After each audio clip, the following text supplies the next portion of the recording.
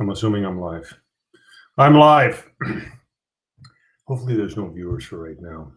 So I want to warm up into this. Maybe I should wait till at least 1 or 2 viewers show up. Let me make sure. Let me see, where am I? Am I already live on the YouTube page? Yes, live now. 0 watchers. Good. Well, let me make sure. 3 viewers. Okay. Welcome to the Nachi Free live stream Wednesday nights at 9 p.m. And today I'm going to be talking about, let me see what the hell I named this, the shooting of Steve Scalise and the deadly divide of deeply partisan politics. I know it's a pretty heavy subject, which is why I want to begin by unboxing this lovely Crystal Head Skull vodka set that I got from a cousin of mine the other day for my birthday. Thank you. Now, most people don't want to be associated with my channel, so I'm not even going to mention my cousin's name. But thanks, bro. Love this. And yeah, I need a drink. I need to take off the edge because with what I read today in the news with this guy, James Hodgkinson, and the shooting of Steve Scalise, which I've never heard of Steve Scalise as a congressman, let alone James Hodgkinson. So look at things are getting so fucking out of hand. And the irony, the irony that yesterday, Pat Buchanan had wrote this article. Are we nearing civil war? Maybe it's because it was June 13th yesterday, and it was a bad omen or something. The irony also that James Hodgkinson decided to go on a shooting spree on Donald Trump's birthday. The guy was a Trump hater. And it's just, why are we getting, okay, great. So all the regulars are here. DL Frieder, obvious internet troll, is obviously shit posting. Jim Stacy, I've never seen him before, but anyway. Thank you all for being there and for being here. And let me begin with this. Let me unbox this. Let me get my camera back up. Anyway, let me see. First of all, before I even do that, I'll sign them. Thank you, DL Frieder, for letting me know if the sound and video is just fine. Cool. And if there's anything you guys want to talk about, I'm going to be checking up on the comments on the side. So in the meantime, taking this beautiful thing out. Oh my God, I hope it doesn't break on me. Let's see. Be careful with it. I take this out. Oh. All right. This is where I got to be careful. Last thing I want to do is smash a fucking Crystal vodka bottle. Look at how beautiful this is. Thank you, Dan Aykroyd. I also want to say thank you to him for making this. These are awesome. I've been wanting to buy one of these for the longest time, but I'm such a cheap ass. That good thing my cousin isn't, and he got it for me. Plus, I'm not that much of a vodka drinker, but I am tonight. And so, anyway, with James Hodgkinson, look, I'll be honest, I don't know shit about this. I am as informed about this story as most people are who've been just reading the news and stuff like that. But I don't think you need to be an expert on this man's life to realize just how deadly things are becoming now. And that was the thing. Like in my last video, I was talking about, like, you know, terrorist attacks, the radical Islamic terrorist attacks, and how there are people who were saying, you know, you have a better chance of getting killed by a toddler with a gun, which I find that statistic highly unlikely. But I'd hate to admit that here in the United States, chances are you are more likely to be killed by one of these random shooters than you are by a radical Islamic terrorist for now, and things need to change. Now, that's what I just said right now could be considered a left-wing talking point for gun control, and not at all, okay? I am very pro Second Amendment. I'm a gun owner, and I'll just leave it at that, speaking live. But yeah, this is what happens when people just dig into their identity politics. That's why I'm an independent. And I only say that I'm an atheist, at least when it comes to religion, because I guess there's got to be a name for that. But I don't subscribe to any one party. Okay, that's for sure. At least when it comes to politics, I'm not a Democrat or a Republican or even a Libertarian. Even though this one friend of mine tricked me into signing up for the Libertarian Party for the 2016 elections. But I consider myself independent, man. And the thing is that's the problem. The truth to so many of these issues, I don't want to say the truth. That's so ambiguous. The solutions to many of our problems lie. You almost want to say they lie somewhere in the middle, but it's not even about being in the middle, man. It's a matter of what works and what doesn't. And there are certain issues that there is no middle. Okay, it's a binary choice. You know, for example, when it comes to the Earth being round or flat, there's no middle ground. The world's not oblong. It's not an egg. You know, it's a sphere. You can't even say it's really round. It's a sphere. There's just no middle ground on that. And I think it's the same thing with many of these issues, particularly economic issues. Like, I really wish people finally understood why socialism will never work. When you strip people's rights, when you strip away people's property rights, you are heading for disaster. Oh my God. Talk about me being a cheap ass. This little fucking thing just came off the fucking cork. Oh man, let me see, can I still get this out? I think I can. It's just a little slippery. The last thing I want is for this thing to fall in there. I'm gonna have to teeth job this one. I might. No. Here we go. All right. I hope it tastes good. I'm gonna have to glue this back in because the cap is pretty cool. Actually, it looks a little worn. I don't know what the fuck it's supposed to be, but anyway. I thought it was kind of cool. It looked like a little pirate's map or something like that. I thought it was like a map to some hidden treasure, but apparently not. It's just a cheap top. And I'm going to be drinking, talk about maps. I'm going to be drinking in this little Colorado shot glass. See, now here's something else that there should be no middle ground on. Marijuana needs to be legalized once and for all on the federal level. But thanks to states like these, like Colorado, okay, we've got the experiment going on right now. So let me pour this carefully.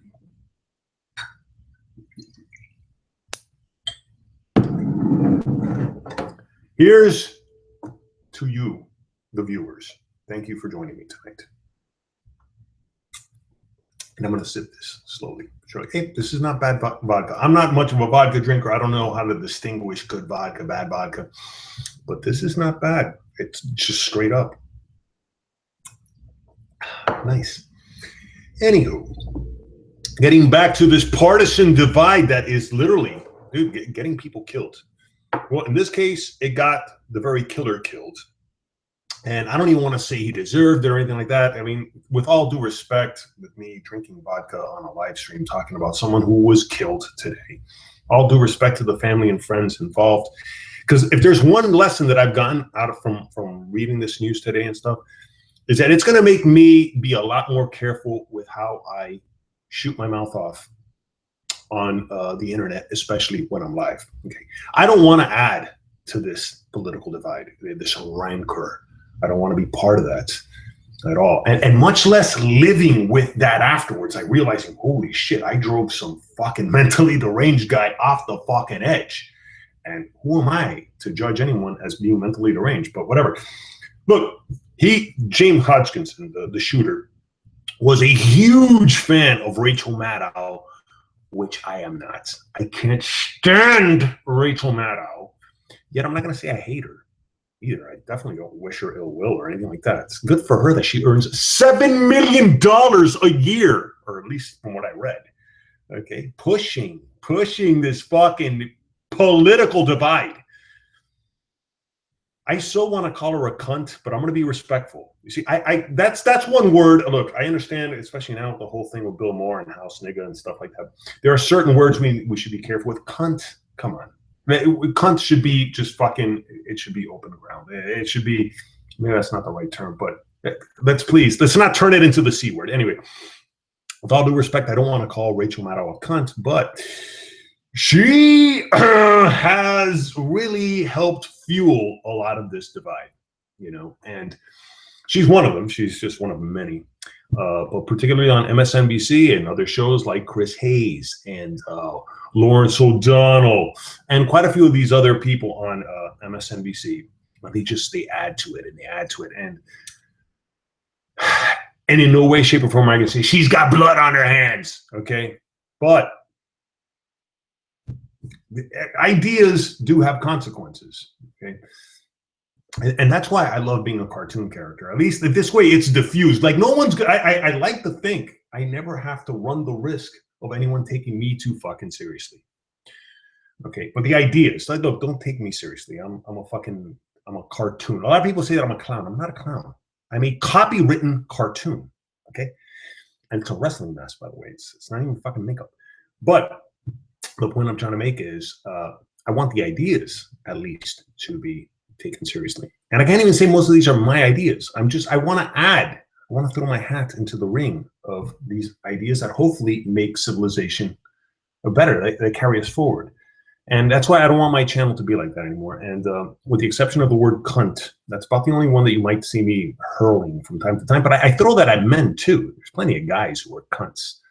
Like, well, why not? Chris Hayes, who I think is either on or after Rachel Maddow. They're on the same network. I can't stand these people.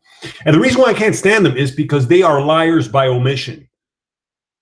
And especially with the whole issue, like now that Bill Maher's, that story is still kind of floating around. The whole thing about house nigga and white privilege and all that. The Rachel Maddows and the Chris Hayes, they add to that because they are omitting a lot of problems that you have to point out. You have to point out the actual criminality of certain people. I mean, it's not like cops are just going around willy-nilly shooting people willy-nilly, especially just because they're black. For Christ's sakes, at one point you have got to admit the crimes that are taking place. And I'll never forget the way Rachel Maddow covered the Milwaukee riots last year. And you could look for it yourself. I wish I had a link right now, but anyway, the point is, I remember seeing her and how she was talking about the gas station that went up in flames, and she was trying to almost like justify it by saying, well, there was the owner was harassing a lot of the kids that were harassing the kids. I mean, look, I wasn't there, whatever, but you're almost justifying a riot. And this is what happens when I was reading the letters from this guy, from James Hodgkinson, because there's there's a great article, which I'm going to actually post into the comments right now. Here's the article I'm blabbing on about.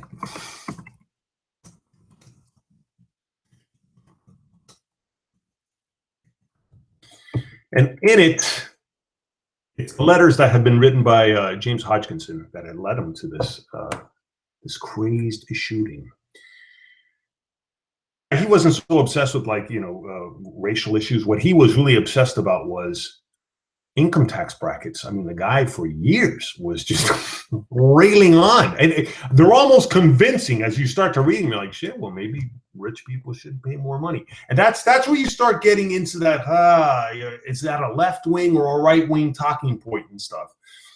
And especially when it comes to economics, there are solutions to these problems.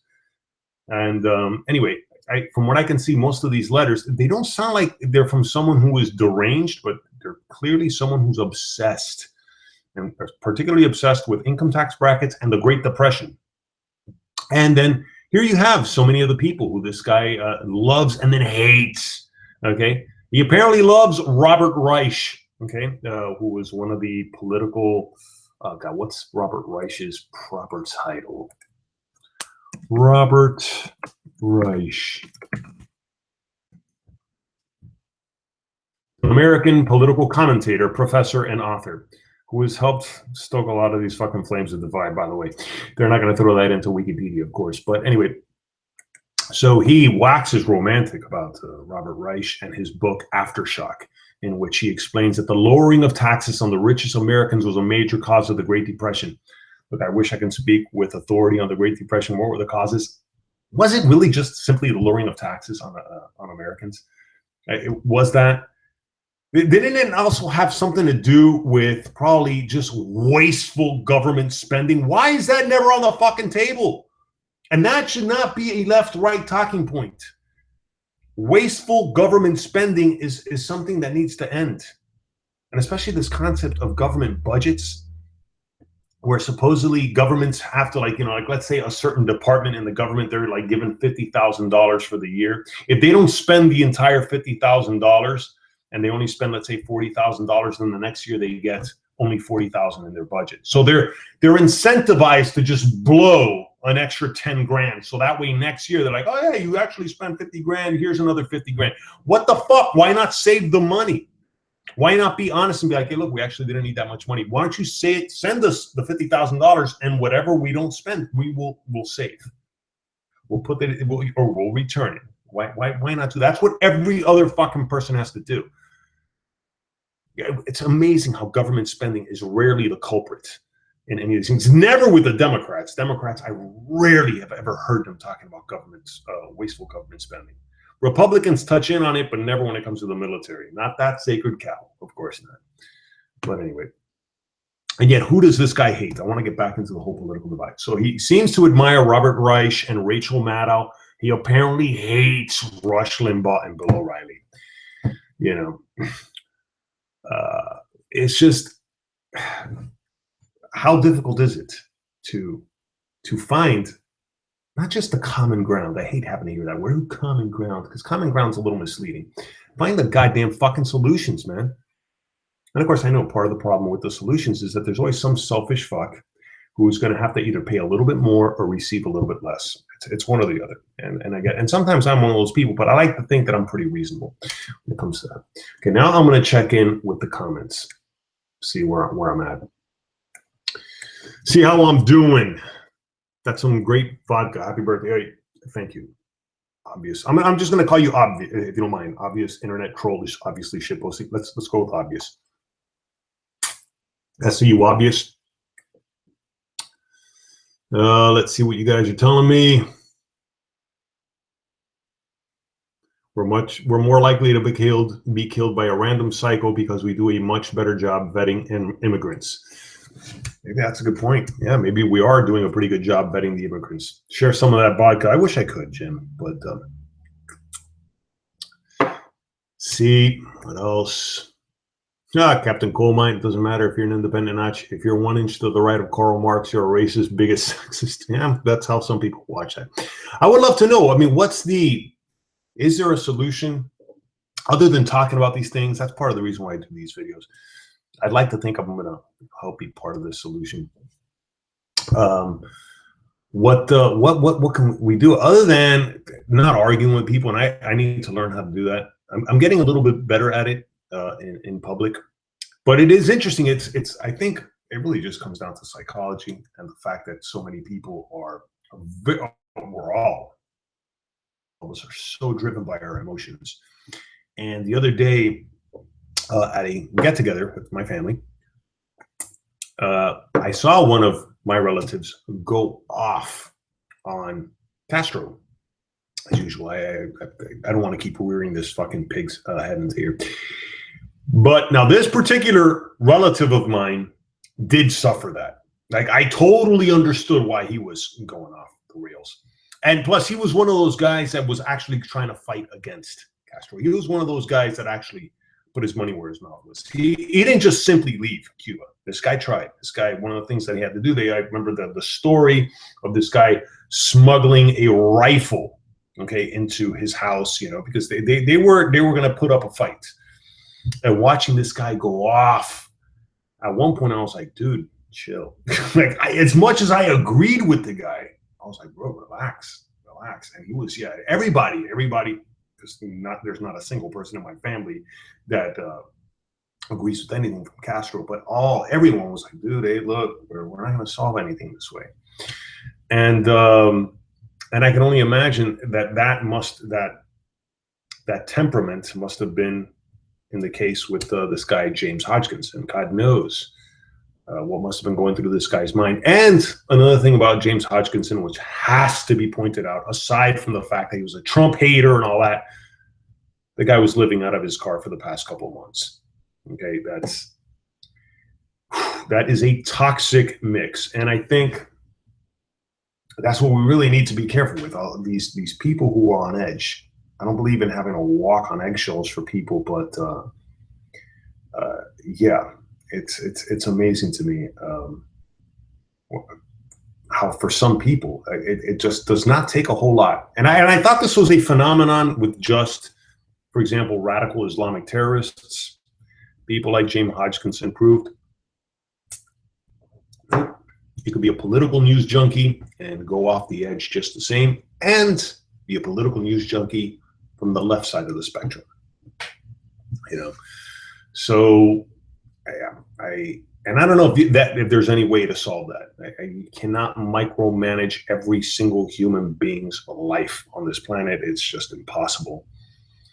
I'm curious now to see what's going to happen with gun control. I mean, especially since he opened fired on Republicans. It was a bunch of Republican, and one of them was Rand Paul. So it was, I guess, the Republican baseball team, who I think the baseball game's still going to go on tomorrow. As a matter of fact, I think it's this week. So I don't know if it's the Republicans playing the Democrats. I haven't read that much into it, but they're going with the game. Fuck it. Apparently, Steve Scalise will be out of the game, I think, but he's still alive. And then, interesting thing with Steve Scalise, which this was immediately pointed out by Tariq Nasheed. Should I even bother pointing this guy out? Here, look, let me see let me look up on Twitter. Let me share my screen, because this was the interesting thing of how quickly people were just jumping onto. Let's see if this is going to share. I'm going to come down over here, and how this was just posted up today. Right today. Anyway, in 2002, Scalise was a speaker at a convention for the European American Unity and Rights Organization, Euro, a group which was founded by David Duke. Ugh. This was revealed in 2014 after political blogger Lamar White Jr. uncovered anonymous comments from 2002 on Stormfront, a white supremacist website, which made reference to Scalise as a 2002 speaker at the convention.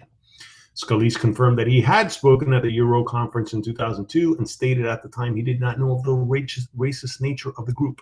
Scalise said he spoke about state tax legislation and that Euro was one of the many groups that I spoke to regarding this critical legislation.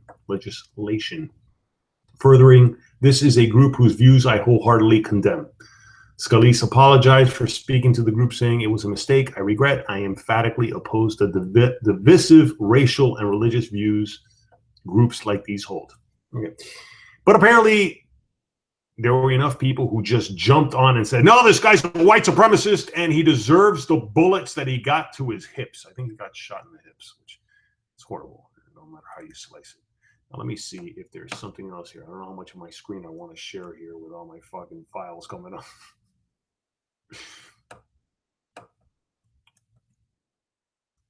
I'm missing out on this. Anyway, so stop.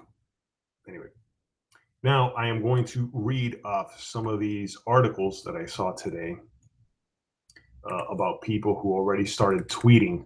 He's left-wing Twitter celebrates.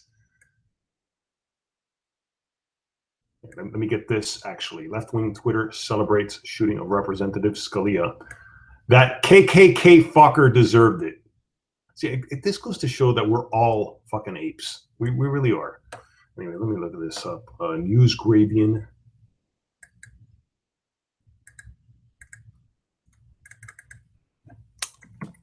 Left-wing Twitter celebrates Scalise.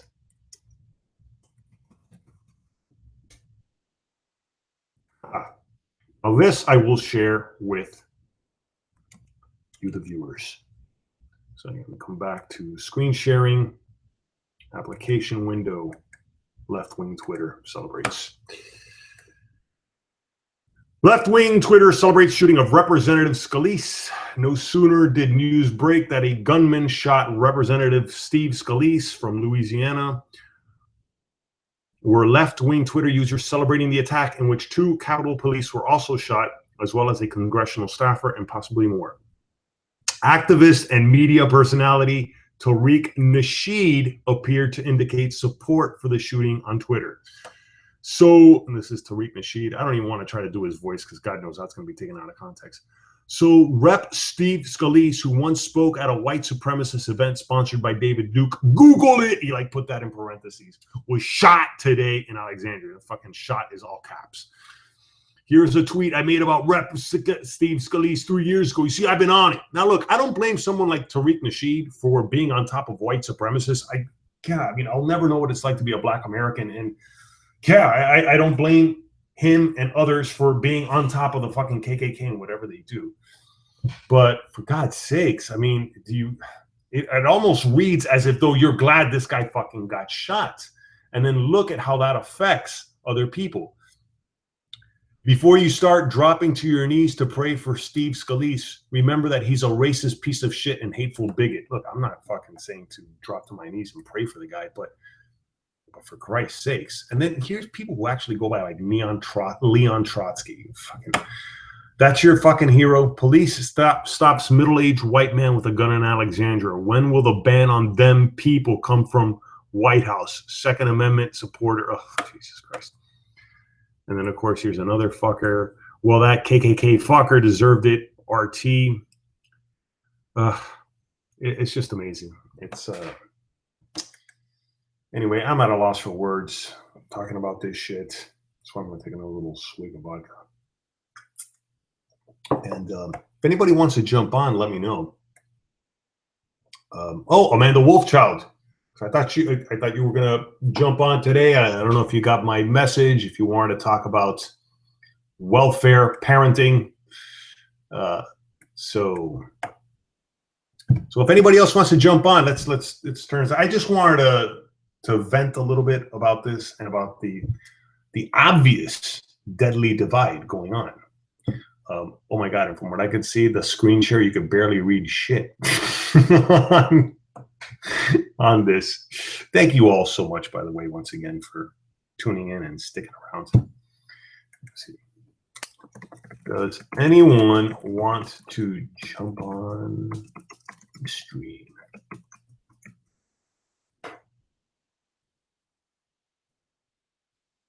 Let me stop sharing, by the way.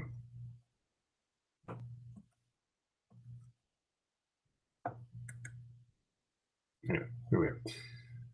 So let me get my little link in case anybody wants to jump on.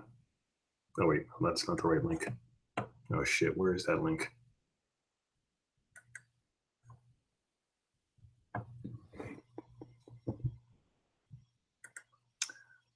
Sorry, folks. Looking for the link.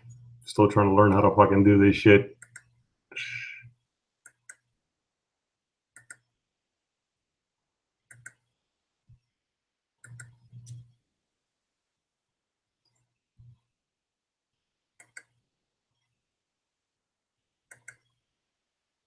Oh, geez, Christ. Sorry. Damn it. Fuck.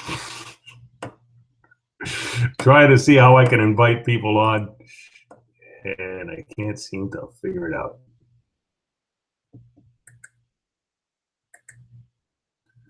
Let me see over here.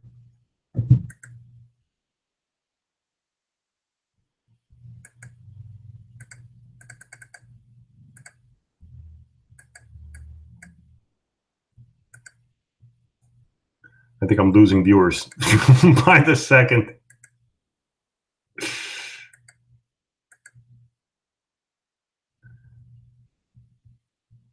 No. Let me see, am I in the control room?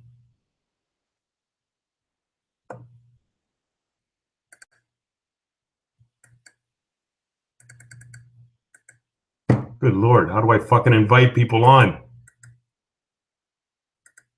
Let me see.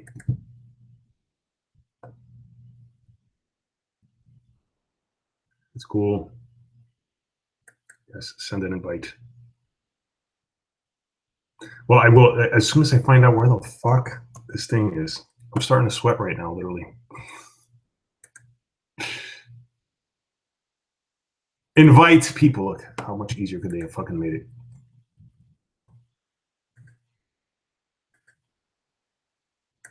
You know what? I'm going to invite you all in. Fuck it. Everyone's invited. Come on in.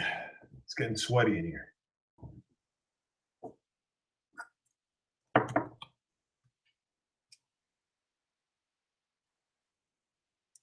Now I'm curious to see who comes on. I'm tempted to take off the shirt, but no. Yeah, I'm gonna keep this. I'm gonna keep this classy. But yeah, wow, I was getting a little nervous there, man, because I don't like to waste people's time. So I'm curious to see who's gonna jump on. Who's gonna jump on now that the invite is out there.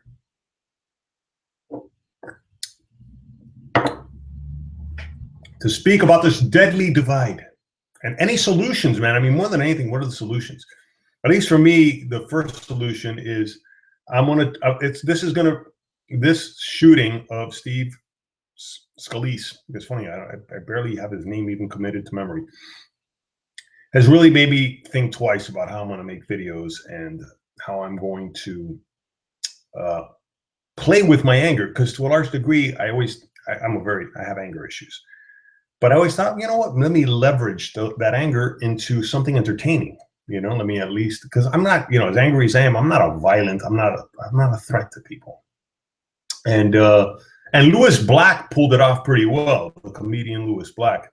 Not that I'm a comedian or anything like that, and it's funny how people, as long as people agree with you, the anger is okay. But the moment you start getting angry about things people disagree with, oh, now hey, you're nuts. Hey, what's wrong with you, dude? Why don't you relax?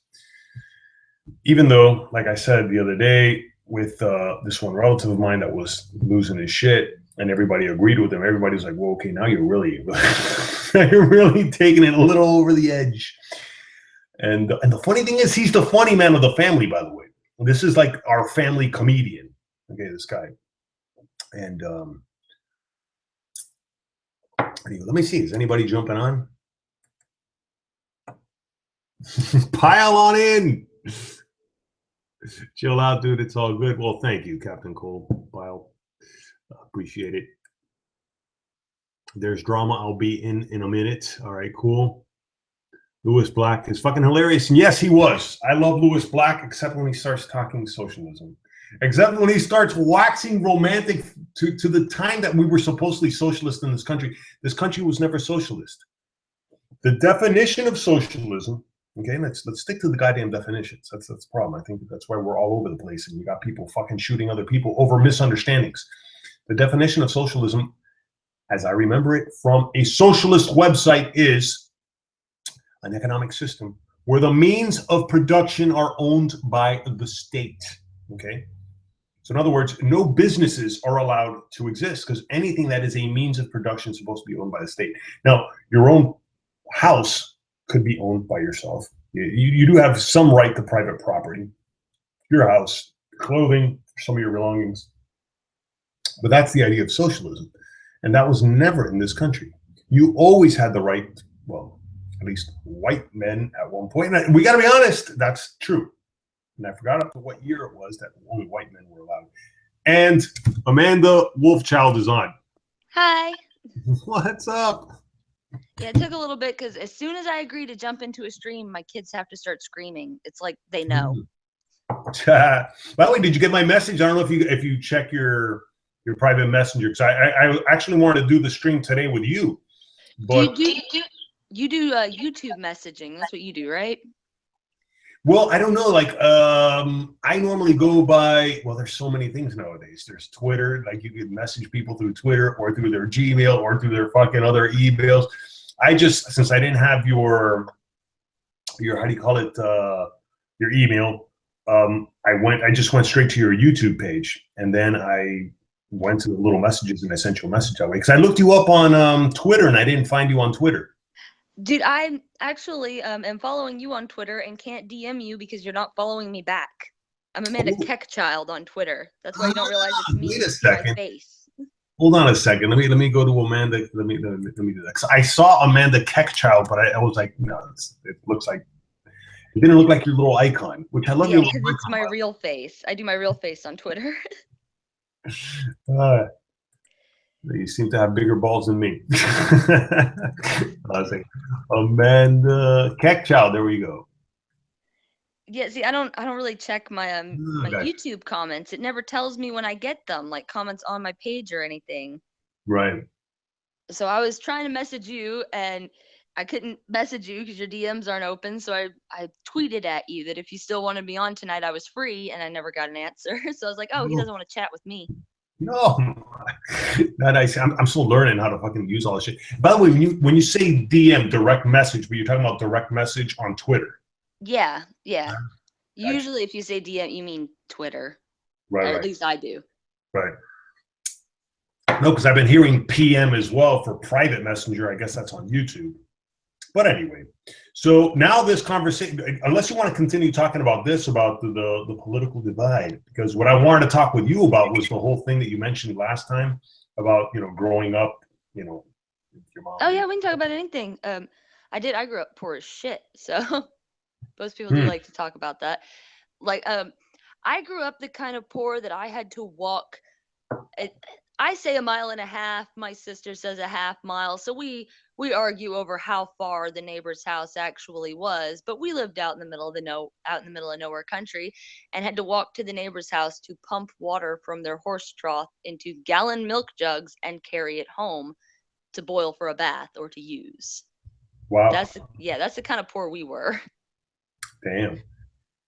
Well, and if you don't mind me asking, what state was that at? If you want to even talk about that, or Oh, where? we lived in a lot of states. My mom was a waitress. You move around, so you don't, and she was into drugs and shit, so you move around so you don't get caught by the cops. And so, you make more money in other places. Right. So we bounced from pretty much every state in the South I've lived in at some point. Huh. And okay, now here, I guess I'm just going to ask one time, if you don't mind my asking, because if not, I'm going to be redundant by phrasing every single question that way. But if you don't mind my asking, how many siblings did you have with your mother? Like your mother, how many kids did your mother have? Oh, that's like my mom's claim to trailer park fame, is that she was married when she had all four of us. There's only four of us, and that we're all by the same person. Okay. That's like not a normal thing in the trailer park. Usually you get knocked up before you get married, or your kids are by different people. Right, right. Which is a recipe for poverty, and it's amazing that we don't have more honest conversations about that in the, and much less in the media. Like whenever I've seen, I don't know if you've seen that. I don't know if it's still even going on MSNBC. For a little while, they were trying to do this thing called the geography of poverty, or the map of poverty or something like that. Let me see if I can did not see that. They were mapping out where the poor people live. Yeah, and of course, they did it with the best of intentions, and in no way, shape, or form were they going to, blame the victims or anything like that. Yeah, it's called literally that, geography of poverty. And I guess that, well, then I see here the final chapter of the geography of poverty, and But this. it is poor people's fault to an extent. Like, I'm not saying it's completely our fault, because I've been there, done that. But I even got Tim Blake to agree to this. Anybody can get themselves out of a situation like that. I'm living proof of it. You just have to make the right decisions, and you have to push yourself. It's not easy to do. It sucks balls, but you can fucking do it. Right, right, and that's where I always, because I grew up very lucky. Okay, I'm not going to say privileged, but because I wasn't wealthy by any stretch of the imagination. This is still my fucking childhood bedroom. Like I have not been able to amass properties or anything like that. So I'm still in the house that I grew up with my parents and stuff like that. But I was very lucky in the sense that my parents stuck it out together till death did them part. I was, at least my mother's only biological child.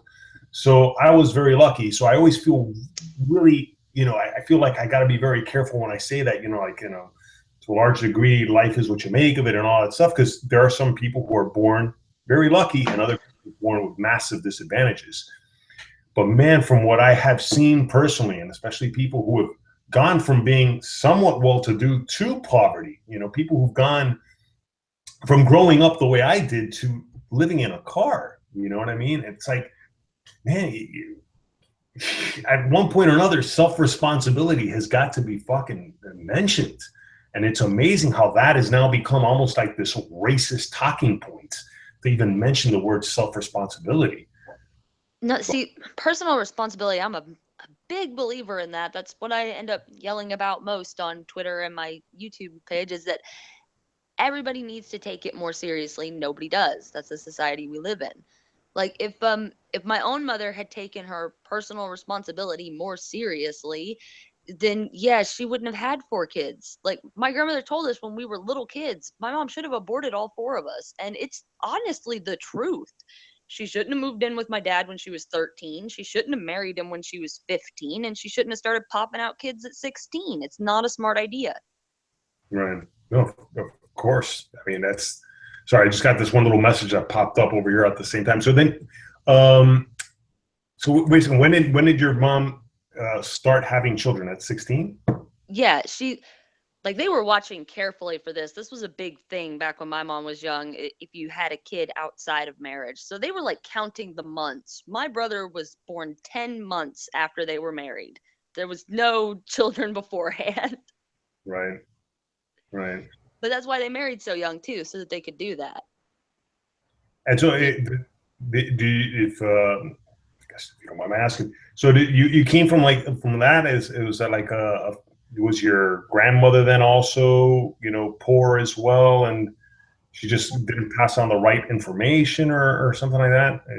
It's my grandmother. That's a difficult situation. Like, it's hard to talk about her because she would get really pissed off if she heard the truth of what I think. But in all honesty, she made some shitty decisions for herself and her children when she was younger. And that caused, yeah, a lot of shitty stuff in my mom's life and a lot of shitty stuff in mine because of her shitty decisions. But she did get herself out of that. My grandmother got married when she was about 15 to an abusive biker dude. She ended up being a stripper and all kinds of stuff. And she kept having kids with the guy, even though he was abusive to her. And finally, she had 2 stillborns before she had my uncle because of the abuse. So my uncle to her was like her golden child, her baby that lived. That was precious. So she did more to do better for him. She went to night school and all kinds of stuff. She became a registered nurse. She's a neonatal intensive care nurse now. She turned around and did something from being a biker stripper. Turned around and did something with her life for her children, but not fast enough. Right. And she blamed my mom a lot, which caused my mom to have a lot of problems because she almost left the abusive man that she was married to because she miscarried her first child. Like, that was the reason they got married. Oh, I'm pregnant, we have to get married. But she had a miscarriage. But right before she left him, she found out she was pregnant with my mother, so she had to stay. So my mom was pretty much the scapegoat child. Huh. Hello, Nachi. Hey, what up, Obvious? I think I almost doxed myself. Yeah, I did see a little cam there, but there was no face. You're good. Oh, okay. Because I don't want anybody to see the man behind the troll.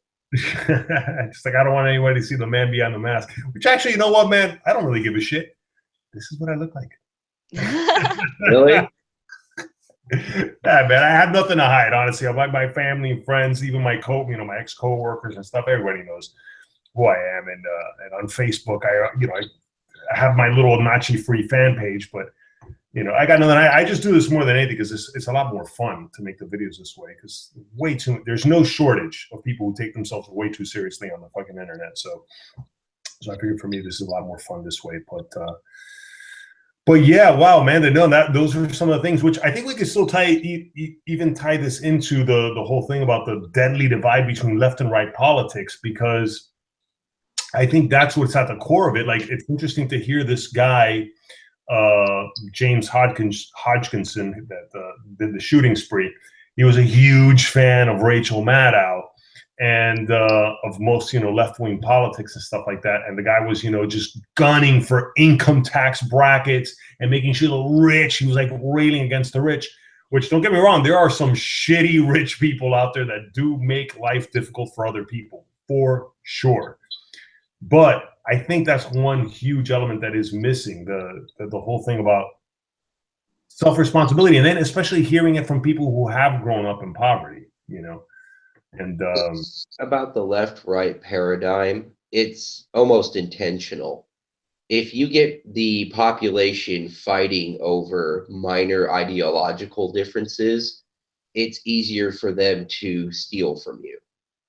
And you see poverty increasing exponentially while there's a very, very small class of people that are well off. And poverty is not going away, and It just seems that the poorer a society is and the less living standard, the more their living standard drops, the more dysfunctional it becomes.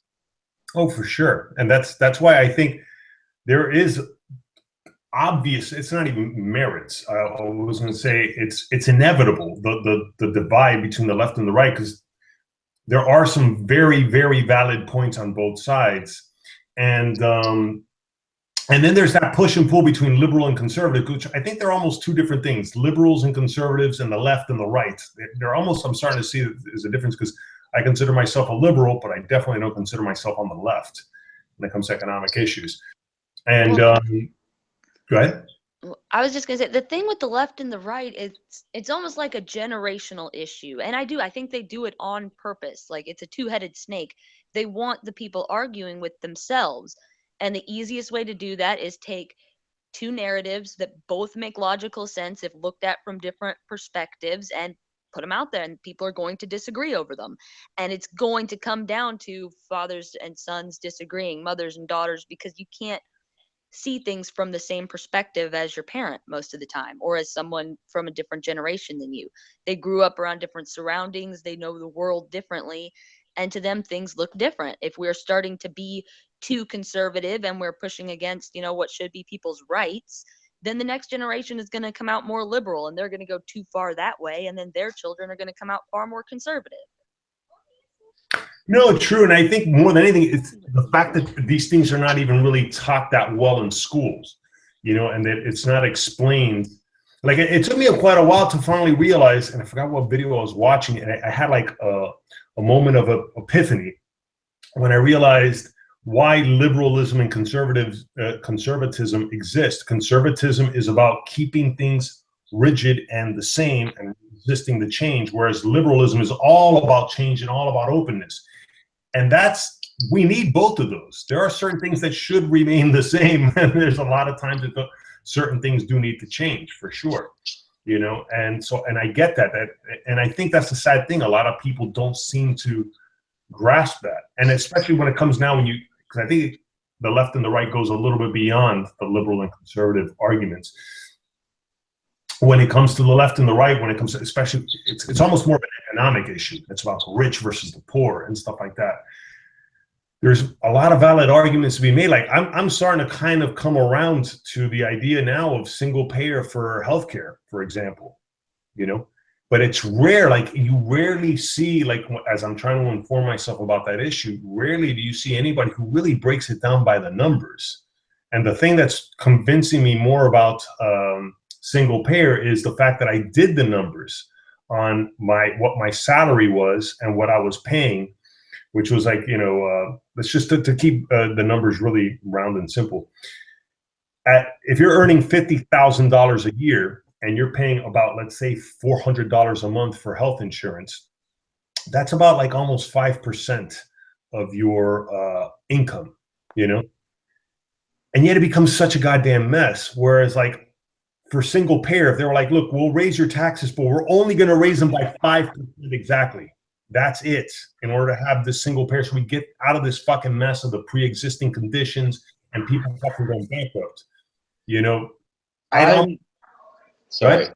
I was going to say, I'm just not okay with the government running the healthcare system. I mean, I don't mind there being like a flat rate, it being regulated where, okay, your income bracket says you can pay this much. But the problem is, with a lot of countries that do have socialized health care, they end up incurring vast amounts of welfare debt. Canada has this problem. They have to continuously ramp up the cost of living to pay for all this extra health care. And it becomes a point of, much like car insurance, yeah, it's mandatory, you have to have it, but how much coverage do you want? And that's the problem with healthcare. It's not like a car where some cars are better built than others. You have a situation where each person needs individual care, and the cost of that individual care could vary from person to person in their income. The problem I have with single payer is it doesn't, I don't know how a universal system would work. Is say if a person is making $70,000 a year, they're paying X number of dollars out of their check. But there's also a person who's making, like, say, 75,000 as well, and they have cancer. Are they paying the same? Because that's going to incur more cost. No, granted. Yeah, and that's where it becomes quite tricky. And I don't even view it from a moral perspective. It's not, for me, it's not like it's a moral obligation or duty. I try to see it more from a point of view of pragmatism. And at least from what I understood with single payer, the government's not really controlling healthcare as much, because you'd still have private doctors, you'd still have the private hospitals and private goods and services. It's just that the government would be the one that's paying for all that. And in a sense, we kind of already have that to a certain degree with education. And I think you could almost have a hybrid where there would be at least a base level, a very base level, where no one needs to worry about going broke over their health insurance. Now, if you want to pay a little extra, you can, and that's where the moral argument starts to rear its ugly head. And I hear that from people like, oh, but for example, if the base care means 3 people per hospital room, if you're rich, you shouldn't be allowed to get a private room. That's bullshit. Now bullshit, yeah. The thing is, it's not the government that pays it. The government is collecting all of our funds and then redistributing the wealth to pay for programs that they have already promised. So when you say the government's paying for it, it's the total collective of all the citizens paying for it and then being redistributed. Sure. And I'm okay with that, but again, the problem we have in in America, for the most part, is we're seeing more and more people that are not being incentivized to even pay for their basic needs. I see the problem here being the fact that there's really no free market to the healthcare system. It's all pretty much, you have to pay for it, and we're going to charge you whatever we want. So you go in and they give you a bunch of tests you don't even need and a bunch of other crap that just ups your bill. Like I paid, they tried to charge me. I didn't pay them, but they sent me a bill for $1,000 because I went into the hospital once with the flu. I was in there for 5 minutes. They misdiagnosed me as having a sinus infection and sent me home. That was it. Charged me $1,000. I definitely agree that there needs to be regulations on the cost of things. Like, nobody should have to go into a doctor's office and it costs them $100 just for the appointment. And then, the aspirin they give you before the prescription is now $300. I remember when I was on antipsychotics, they give you a price analysis for some reason, even if you don't pay for it. They still put the price down of what the medication was. I believe a bottle of Seroquel was $900. Hey, Captain Coalpile. I literally needed Zofran to live while I was pregnant. I almost threw up to death for me and my child. And I had to decide between being able to afford food and being able to afford the pills that would keep me and my child alive for just a couple of days, because it was over $500 to get half of my prescription. Or not even half, actually. Zofran's fucking expensive. Damn. Yeah, and let's go ahead, Nachi. No. I was just going to say, well, first of all, let me say hello to Captain Coalpile. Hello, Coalpile. Hi, Nachi. Hi, guys. How y'all doing? I love the little avatar, dude. Oh, yeah. That's my Captain Coalpile superhero. He uses the power of Karl Marx to protect the coal pile. Nice. Go ahead. No, you guys go ahead. I was just going to jump in when you go ahead. Finish your thought. No. What I was going to say is like trying to tie this all back into the main point of the left-right divide and shit. I think so much of it is misinformation or misunderstanding. Because like I was saying, that's why I even brought up the whole thing with healthcare. Like I'm starting to come around to the idea of single parent. And I hate to say it, it does tend to happen when you find yourself between jobs and stuff like that, when you find yourself a little down on your luck. Yet at the same time, I do not in any way, shape, or form feel like I'm entitled to it. And I think that's one thing that's really important also, that sense of entitlement. And you get that a lot with people on the left. And I think that's what really distinguishes me as a liberal from the leftists, maybe, that whole sense of entitlement that some of these people have. Like they really do believe that they're entitled to other people's time and effort and energy. And that's why I never look at healthcare as a moral issue, as much as people, like, especially Bernie Sanders, would push it. And by the way, this guy, the shooter, was a big Bernie Sanders supporter as well, which, no surprise. But. Yeah.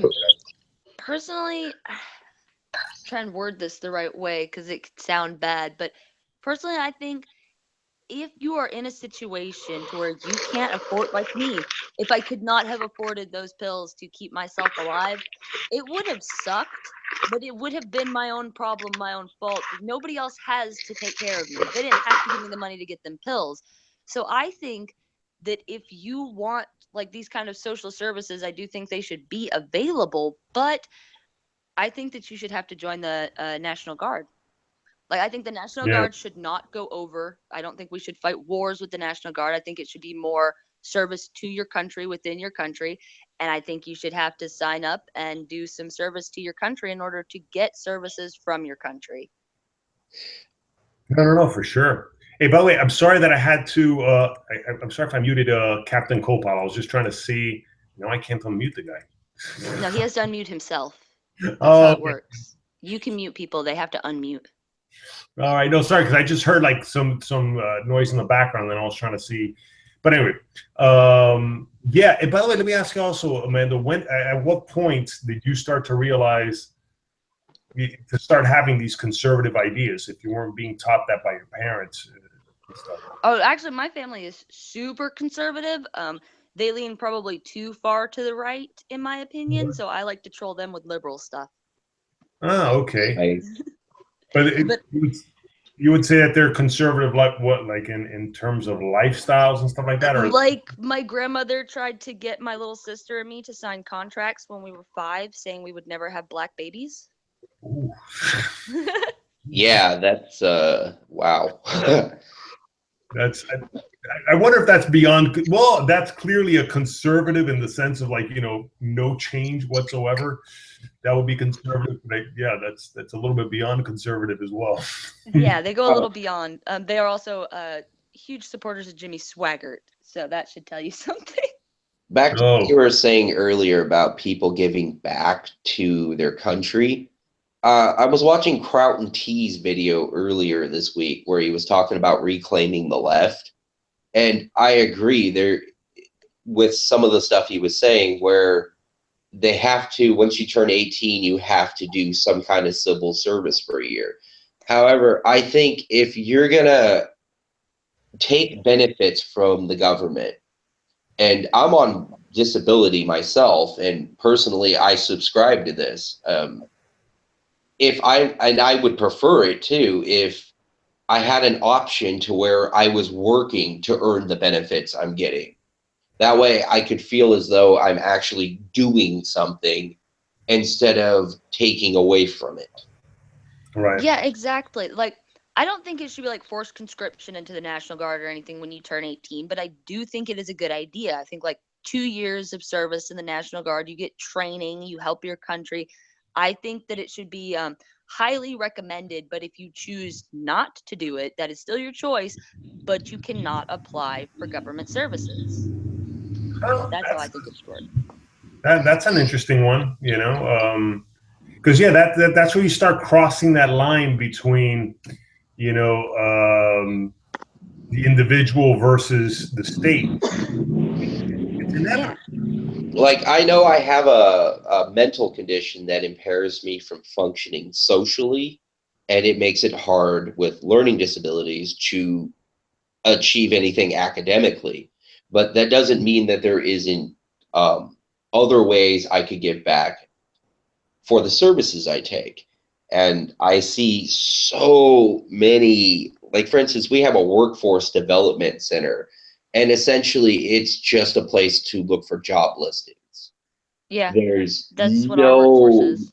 yeah, there's no incentive when you go in there to even bother getting a job. The work coach that told me, well, you're kind of better off if you just keep your check, so that way at least your rent's paid. That's how it works too. That's how Yeah. these social services systems, as they're set up now, they are a slavery system. Like, I grew up in it. You grow up your whole life basically just learning how to use the system. You don't actually learn how to better your life or go beyond it. You spend your entire life in this poor slavery. You have no choice. That's why these women are popping out all these kids. That's why they're not with their men. The men know how it works. Half the time they are living together. The men just claim a different address so that the chick can get more benefits. And that's why he keeps knocking her up. She'll get more benefits. We like to call that the roommating scenario. It's where we Yeah. get one person to rent a 4-bedroom house, and then each individual room, we just claim each individual room is just a boarding house, or it's an individual household, and then everybody just throws in their benefits together, because otherwise it's that or the homeless shelter. Yeah, exactly. That's Yeah. how it works. Yeah, no, and I've never experienced life on that edge. I know what it's like to be on Medicaid. Clearly, you know what it's like to be unemployed and all that. And yeah, and that's what you do when you go into that world of government services and stuff. It's a whole other way of thinking. Because I remember when I was on Medicaid, and for a very brief moment in my life, I actually qualified for it. And I remember I ended up getting a pretty good job, and that job was going to have healthcare benefits. So I was going to, be able to just get off of Medicaid. And I remember being at the office and letting them know that, and they were like, "Well, you could still keep it.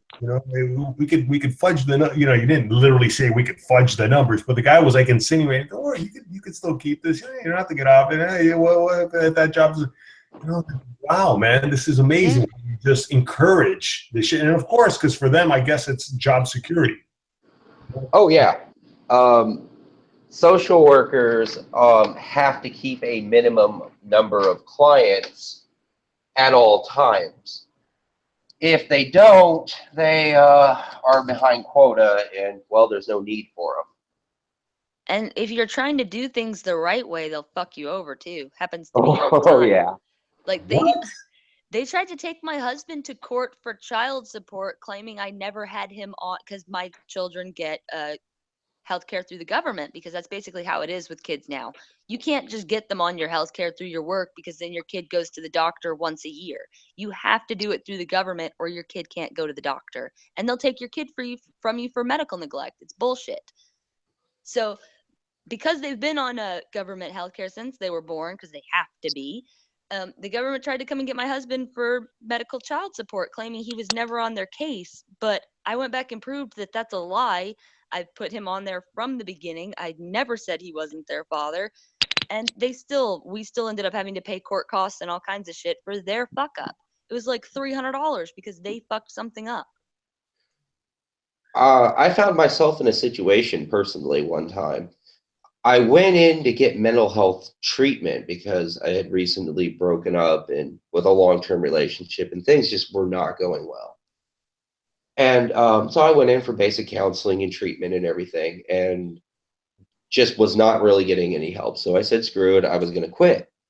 The moment I was going to drop services, they filed a court claim and had me court ordered for treatment for 1 year. And I ended up fighting them for 2 years and had to pay lawyer costs, legal fees, and everything just to get my services, my service contract ended. Wow. And they were billing the county for services 3 times a day, medication services, counseling services, home visits. I mean, it was a racket. Oh, they do it to kids too. Because you're forced to have your kids on this government health care now, dentists and doctors, they'll do shit to your kids that aren't necessary so they get the money. My brother Oh, had yeah. like 2 of his teeth capped for no good reason. The caps came off. They were perfectly healthy teeth. We found out afterward. They did that just so they could charge the state. That's the Yeah, problem with having the government pay for your health care. there's no overlay regulation.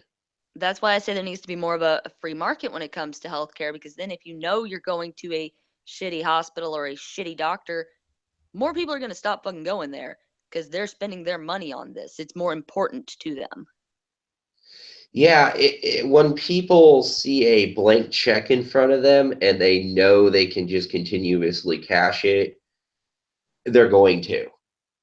No, granted, and I'm one of those people as well. You know, I can't say I'm that principled either, and that's why you have to have regulations for both ends. You know, you have to have regulations that keep people from ripping people off, but also have regulations that keep people from ripping off the government. You know, and at one point you need to stop those welfare benefits, and of course that's where. Yeah, the Democrats don't want that, and then they try to make that seem like it's evil. You know, for example, cap welfare benefits at just 2 children. After the 3rd children, 4th and 5th, let alone you're on your own. I mean, what the fuck? Yeah, why are you still having kids if you couldn't afford the first one? Yeah, I remember what my dad used to say. He would go, "You know what? Just don't breed them if you can't feed them." Mm-hmm. That's a good one. That's a good one. Let me see if I fucking. But now they have to have the kids or they lose their benefits. That's the thing. You have to keep popping out more kids or the state's going to take them benefits away. Wait. How does that work? How is it that you have to have kids in order to keep the benefits? What? Yeah, it's you can only get health care like from the government as an adult if you are a pregnant woman, or you have a child that's a year old. They do it like that. You Oh, I see. also get more money, more food. Like as your kids get older, they're going to start lessening how much money you're getting from the government. But if you keep popping out new babies, then you keep getting more money from the government. Right, which is kind of what I suspected in that sense. Yeah, I just thought that you were. I understood something completely different. And Here where I live, there's a pecking order for benefits. It goes single mother ethnic, single mother Caucasian, then it goes ethnic disabled, senior, and then just Caucasian male for benefits. And Sorry. go ahead. Well, I was gonna say that TANF, temporary assistance for needy families, where they actually give you cash because you're in a shitty situation. I tried to get that at one point when I was very ill and pregnant, and my husband had gotten laid off, and we were just trying to get by, living with his parents. And they told me I couldn't do that because I was still with my husband and didn't have him on child support. right, wow. So a lot of these assumptions that a lot of people have, myself included, about you're proving them, because I mean, if you've actually lived through it, Yeah. it's there, and a lot of these assumptions that I've had, and then of course I make sure I do the research first before I make a video. But it's funny, it's not that difficult to come up with these assumptions and then be proven right about those assumptions, and that's amazing that those policies do exist. And I have, because when I've done my research on the temporary assistance for needy families, and you start seeing those things, I'm like, is it really a matter of, for every kid, keep that, there's that incentive of keep popping out kids and you'll keep getting checks. And it is. It's true. That's how it works. That's crazy. And then you don't see that spoken about in the geography of poverty. I'm pretty sure the geography of poverty, without even having watched any one of those episodes, I am willing to bet never do they get into that. Well, because once your kids are school aged, then you are getting less in money for food for your children because the government is already feeding your children in school. So as long as you have a child that is under school age, you're getting more money. Yeah, food stamps works that way too. In order to qualify for food stamps, like for instance, I'm on Social Security, just SSI, which gives you $733 a month, which means I only qualify for $20 in food stamps.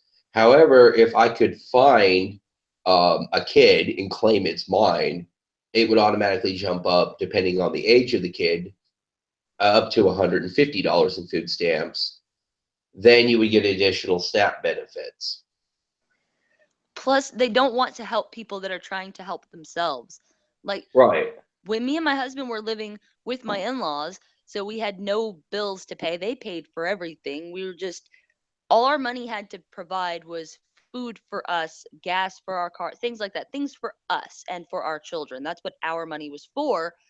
And we got on food stamps so we could provide food for our family, so we weren't, draining even more off of my in-laws. That they allowed. We got like $300 a month in food stamps when we didn't have any bills to pay. Then we get our own home. We do our best to, better ourselves, and we're just looking for a little money to ensure that our kids are being fed every month. They won't give us anything now because we're doing stuff to better ourselves. If we were still living with my in-laws, we'd still be getting money, which is stupid. But now it just means that all my in-laws really have to provide for us as occasional help with food. And they pay one of our bills. They pay our car insurance. Oh, they also pay our cell phone, but we wouldn't have cell phones if it wasn't for them. So that's really a gift from them more than a bill they took on for us. Because they just put us on their family plan and gave us phones. Actually, Obama signed into legislation the free phone program. I have one of these right next to me. It gives you like 500 free minutes. And again, that's what I mean. They incentivize poverty and accommodate it rather easily. The last time I was told if I started working, the first $80 is free, and then they cut your check in half. Yep, which is stupid. I think in order to remove the welfare system, we're going to need to slowly wean people off it by allowing them to work and get welfare. It should be lessened, or SSI or whatever, it should be lessened to where you're getting less if you're working, but you should still be able to get it for a while. We need to do this slowly to kind of wean people off this free money that they're used to. Right. And again, once you get on the cycle of it, this is why I'm so against government health care. The longer you're on any kind of government benefit, your statistical probability of not needing that assistance drops every year. And then eventually you just level off to a point where, well, do I want to have my rent paid? Or do I want to risk it and take a job and possibly end up homeless next week if I get fired? Exactly. Or if you don't get, like, even if they find out you're trying to get a job, if you're trying too hard, they'll cut your benefits because you're Yeah, trying too hard to have a job. exactly. I got called into the Social Security office because I was doing temp labor, which is basically you just go to a labor ready hall and you work and they give you $50 for the day. It's mostly digging dishes. And the money I was using it for was basically just paying bills. And I showed them, I only get $700 a month, and the money's going towards groceries. And I had receipts and everything. I ended up having to pay back all of it out of my check. I ended up not having a check for a month, basically.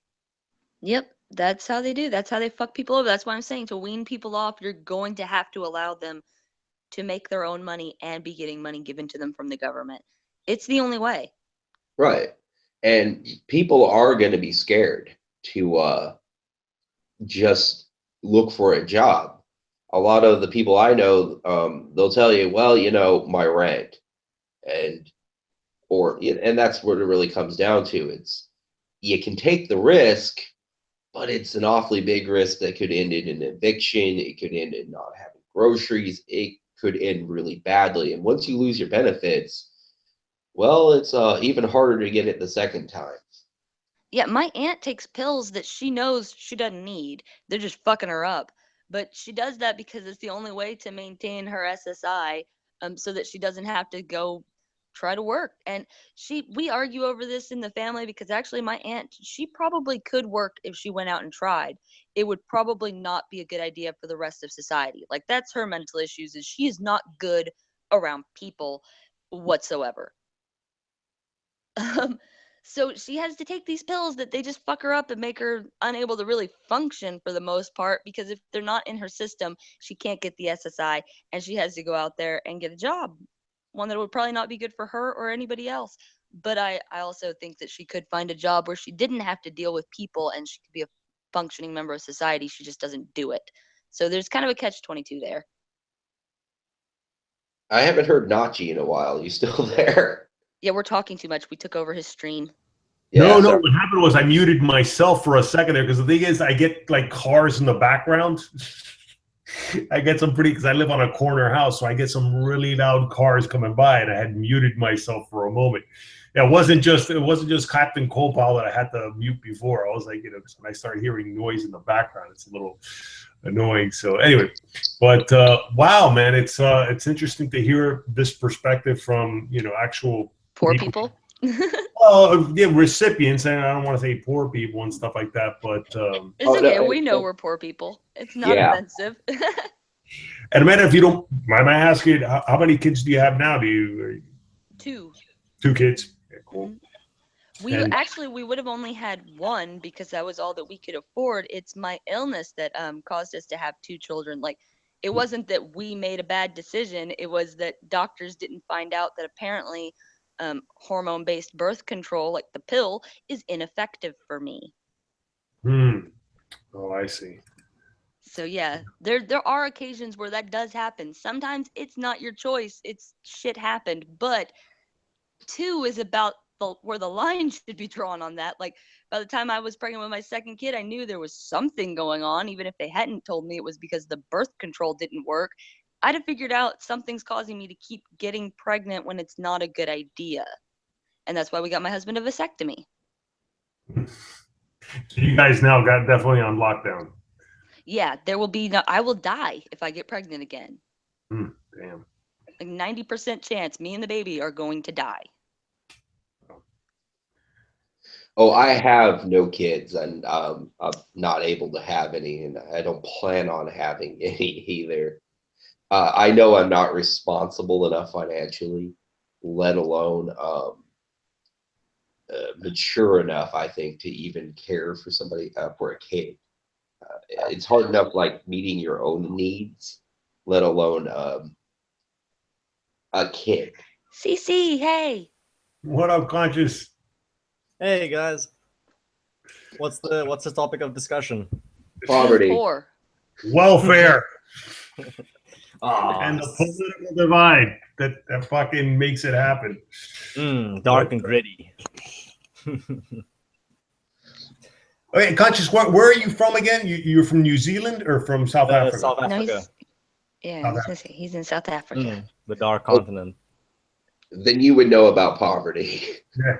Oh yeah, no, I was just talking to someone today. Our unemployment rate is between 25 and 35%. So Wow. you don't really know what is like real poverty, real unemployment. You guys lose your minds if your unemployment rate gets like above 5%. No, and as well we should, try to keep the fucking civilization humming, at least at a certain rate, but Yeah. So I'm just judging by the title of the stream. What was your take on the attack today? a horrible tragedy, but like immediately, especially once I started reading up on the guy and the fact that he was a huge Bernie Sanders supporter and a Rachel Maddow fucking #1 fan or whatever, that made me realize, damn, I gotta be really careful, with this whole YouTube shit, and because I don't want to add to that, and I felt like that for me was the biggest takeaway. It's like, really be careful. And I remember the last couple of videos I saw, like on Anita Sarkeesian, I noticed I was like typing out fucking cunt, and then I'm like, you know what, maybe I should Maybe just turn it down to one level, just one notch. reel it back in a little bit, because you never know, man, how that shit just piles up and piles up for certain people, And people can just cherry pick your comments and just look at how terrible this person is. Yep. Just look at this database of just fucking toxic comments he's leaving. Yeah. And it's a good thing to like be conscious of that fact that it could affect other people, but in no way is it your responsibility, or is it the responsibility of the people this guy was listening to that he did what he did? No, People's actions are still on themselves. no, for sure. Yes, I would make the point that I do think the media narratives did play a role. Like I am pretty convinced that is definitely a factor in this. The fact that I can't remember Styx, a YouTuber, made this point where he said, when the media constantly tells people that lynchings and concentration camps are on the horizon, and Donald Trump is the next Hitler, you're going to get some people who are kind of on the edge in terms of paranoia and in terms of like desperation, where they'll do something like this. And that only adds fuel to the fire, constantly pushing this narrative that this is the end of the republic. Well, the mainstream media, that's a little different than us YouTubers here, because they're on constantly. Like literally, you see the news used to play like 2-3 times a day. That was it. You got your morning news, you had news at lunch, Now and it's you had channel. evening. Now it's whole channels of news. And even on regular channels, it's just news all the freaking time. Every 30 minutes you're watching another news show about the same shit over and over. And it's all written by the same people, by the Associated Press. I was watching, I think it was Truth Stream Media. I don't know. It was one of those conspiracy channels, and it sounds they pretty kept on, juicy. yeah, they were referring to it as CNN syndrome. It's where you just get the same narrative driven over and over again, 24 hours a day, blasted, until some unhinged person gets fed enough propaganda that they act upon it. Yeah, and I would go as far as to say that there are definitely hundreds of thousands of Americans that are already at that edge where they are pushed to that limit where they can do such a thing like this. I'm pretty convinced there's at least a few thousand people that will go to these lengths if you push them far enough.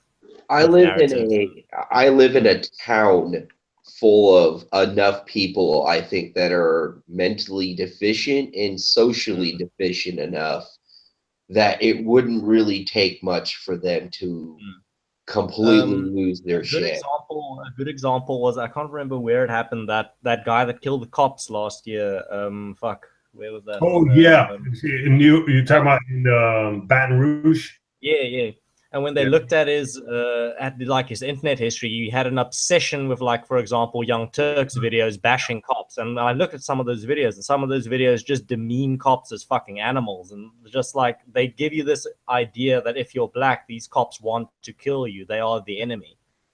And then I can understand if a person, for example, has suicidal thoughts and they're like, I want to kill myself anyway, I might as well take 2 animals or 2 pigs with me. I can understand that rationale if someone is pushed to that point. Oh, yeah. Well, like I said, the town I live in, there's so little social and mental health services that it wouldn't take much, I think, to set somebody off. I see it a lot, too, whenever I'm riding on the bus or just, going around town. There is enough people, I think, given the right push, they could easily just go off. I mean, we have riots over, just look at the Ferguson riots or the Baltimore riots or just any riot that's ever happened in That's Atlanta. a riot over one death, like one incident. Yeah, it wouldn't take much to set off a population of people in America. What's sad is nobody riots over things that actually should be rioted over. Oh, of course not. No.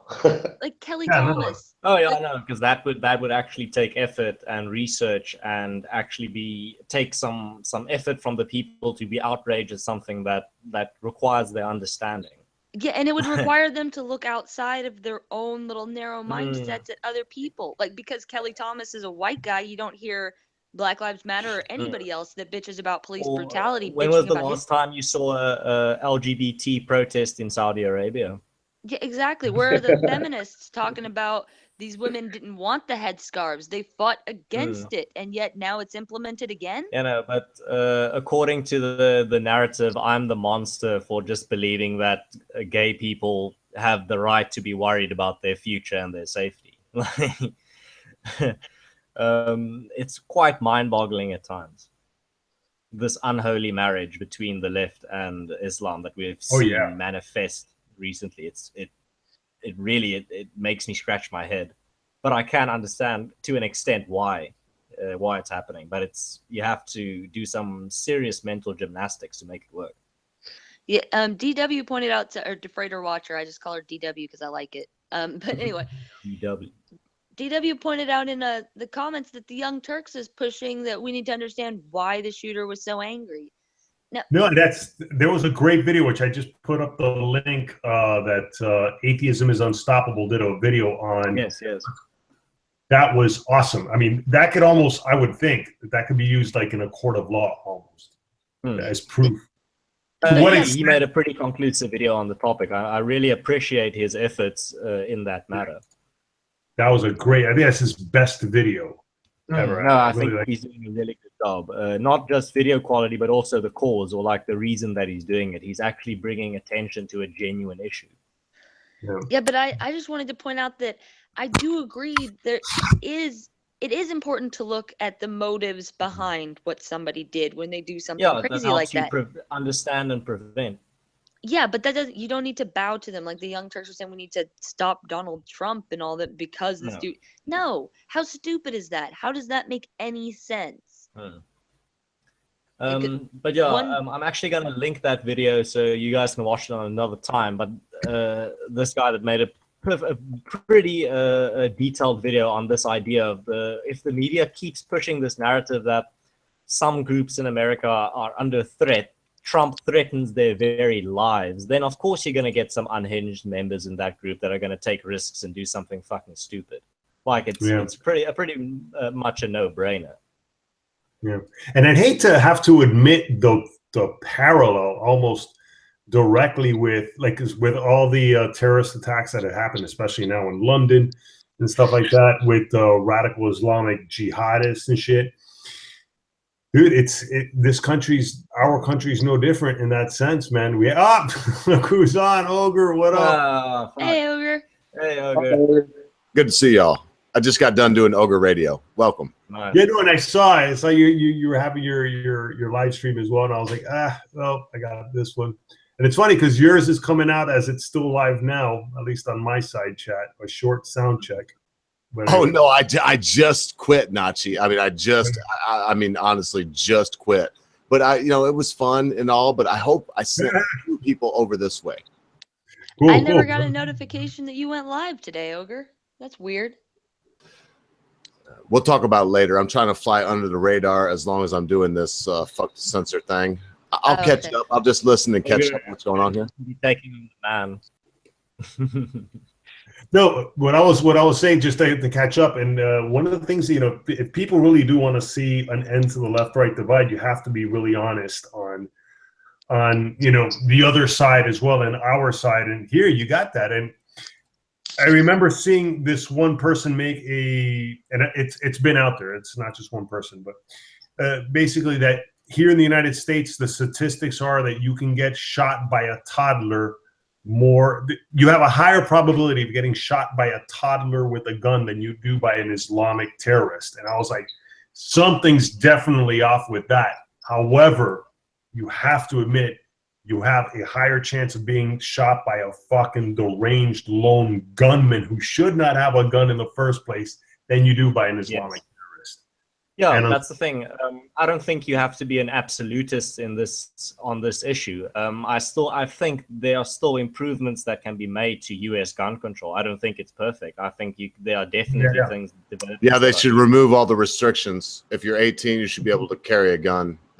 You're right. I agree 100% with you, CC. No, At- trained. You mean my? Oh man, don't get me No, on I'm this. saying at My 18 you dad should gave be me a trained. revolver when I was 6 years old, and I was trained like I was with a hammer. Amanda Wolfchild, I could kill you with a hammer as easy as with a gun. Should there be restrictions on hammers? No, I'm not saying there should be restrictions on guns. I'm saying that we literally should. Oh no, I mean, train should I have children. to be trained to carry a hammer, like you know? Well, No, you should be trained to use a gun, and you should Yes. know responsibility. Education. So this guy with the red, you should be trained to carry a hammer because hammers, feet, and hands kill vastly more people than guns. But we do train children not to use their we train not to kill somebody with your fist. We train you how to fight, and if you're gonna fight or when to choose to fight. I do think kids need to be taught the same thing when it comes to Yeah, guns. amen. But you know what they're doing? They're making a stigma. I just got here. So what they're doing is they're making a stigma, and they're saying guns are bad, and they're calling AR-15s assault rifles that you pull the trigger and one bullet comes out of the barrel. They're called assault rifle means you pull the trigger and it goes. Brrrr. Yeah, I know what they're doing, and I'm Well, totally against it. man. That's why I'm saying if we actually implemented where children are being taught, then they would have less to say about this shit. I've never shot anybody in my life. I had my first revolver when I was 6 years old. Right, but not everybody is as responsible with a gun, and But a not- gun is not the same as a hammer. It And not doesn't everybody was carry the given one same. No, you're right. power. A hammer kills many, many more people. So you're right. Hammers are much more dangerous. You should have to have a license before you go to Lowe's and buy one. I gotta look this one up. Sorry. No, Yeah, what but I'm I don't- saying is that we need to teach children younger. Like young children need to learn the responsibility of a weapon. Yeah, They not need to kill people with feet, knees, hands, because no hammers. Because we teach young children that, we should teach them the same when it comes to a gun. This is a tool, not a toy, and this is how it's used. Have you Right. seen them? I mean, I was taught how to fire a gun when I was 5 years old, but that's kind of a byproduct of being South African. Yeah, I was 5 when I was given my first knife, but my family, they kind of keep me away from guns because they think I'll use them. Though I- I do agree that there needs to be a proper vetting in terms of people with mental disabilities and people with a history of certain types of mental disorders. They that I shouldn't be able to think- buy hammers, CC? They shouldn't be able to buy hammers, right? Is what you're saying? Dude, I have to agree that this is my first disagreement with Ogre. This one. What? That hammers? Check out the dude. I've got it right here. I could pull it up. No, so I know. quick. I'm looking at it right here. It's on Breitbart. It's on Breitbart.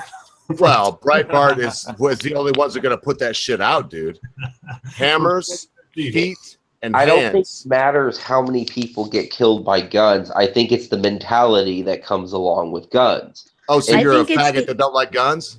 No, I No, think it's the ease of use of a weapon. Like, there's a moral Exactly. disconnect. Yeah, I can between pulling easily that take a sledgehammer and bash your brains out. There's, But what Right, I'm but there's a saying- certain gotta go. mentality. I don't think I'm compatible with this stream because it's There's a personal mentality that comes along with personal guns. responsibility. We're That's it. agreeing, Ogre. You're just Well, you're I not understand. seeing We're that. We're following no, along the I same see line. it too. So I'll listen, but I see it. But what I'm saying is that it keeps going back to the red dude said, "Oh, but guns."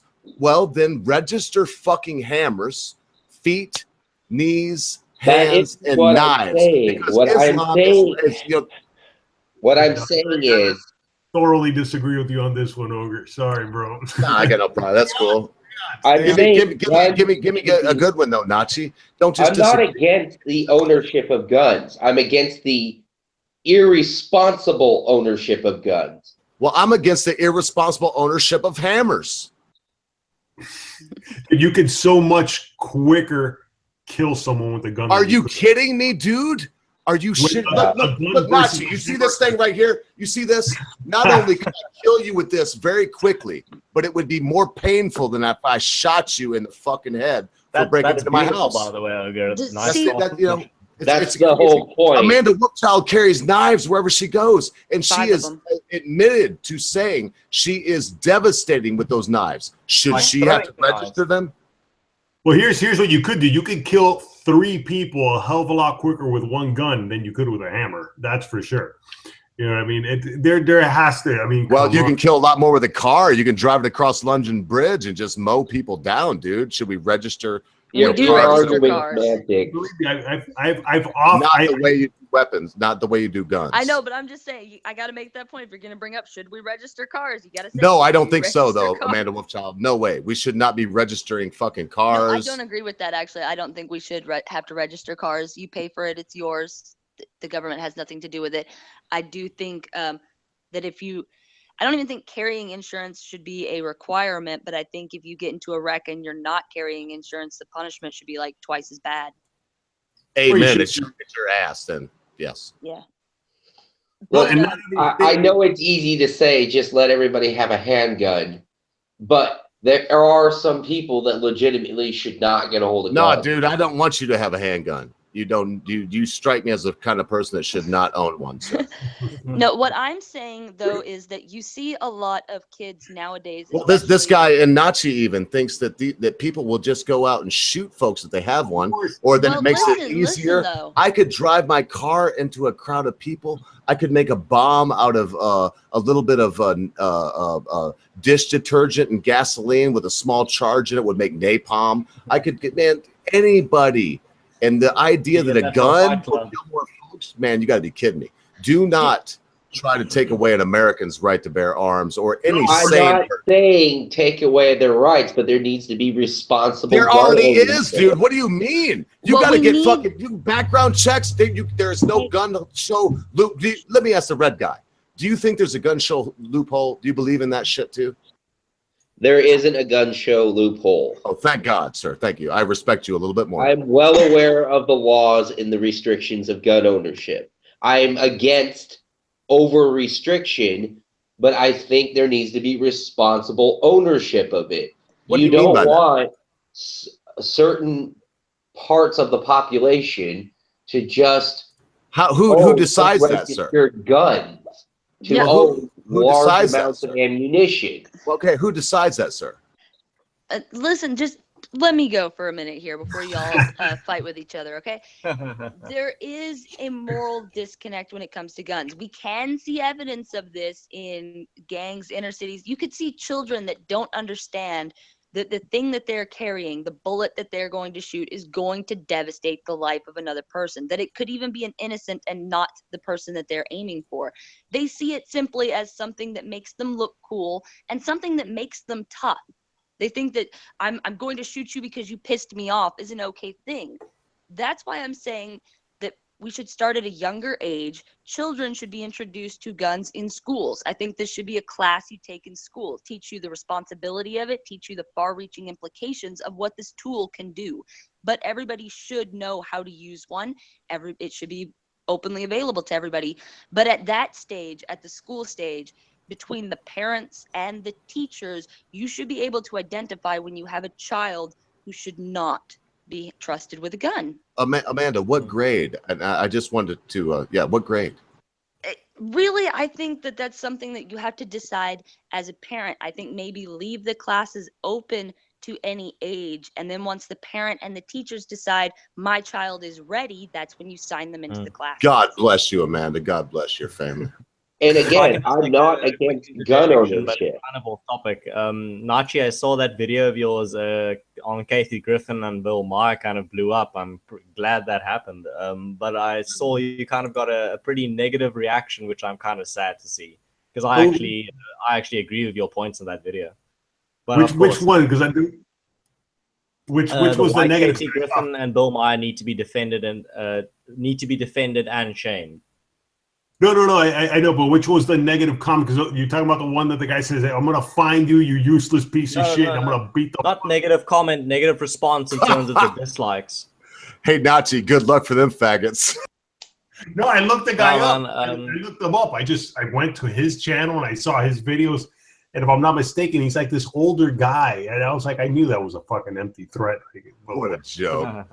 And, of course, I was talking about the dislike ratio, because that only proves to me it's a bunch of people. Right. Yeah, it's a bunch of people that just read the title, came to dislike, and left. Because if they watched the video, they would actually understand your point. Like, it's pretty straightforward. It's not that complex.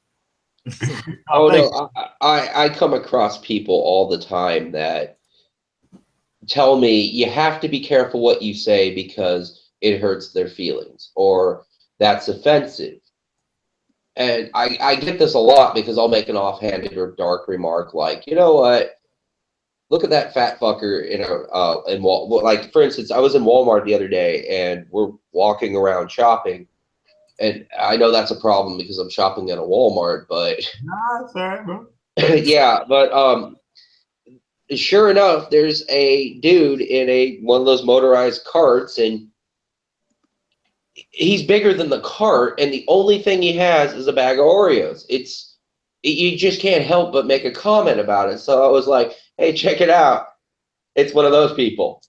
And the person that was with me, goes, you know what? You're kind of an asshole. You really shouldn't, because you don't know what that person's life is. No, And I'm fun at like, all. well, apparently their life revolves around a bag of Oreos. Barely, yeah. And I really do come across not so much the older generation, but a lot of the younger ones. They're very policed on their speech. Especially when I come across people on the internet. It's as though the worst thing you can do is call somebody a name.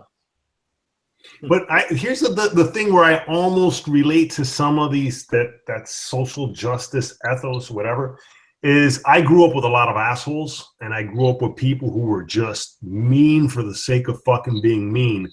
And so I kind of get that. Like I'm one of those people. I don't like to talk shit about somebody, especially when they're like within fucking earshot.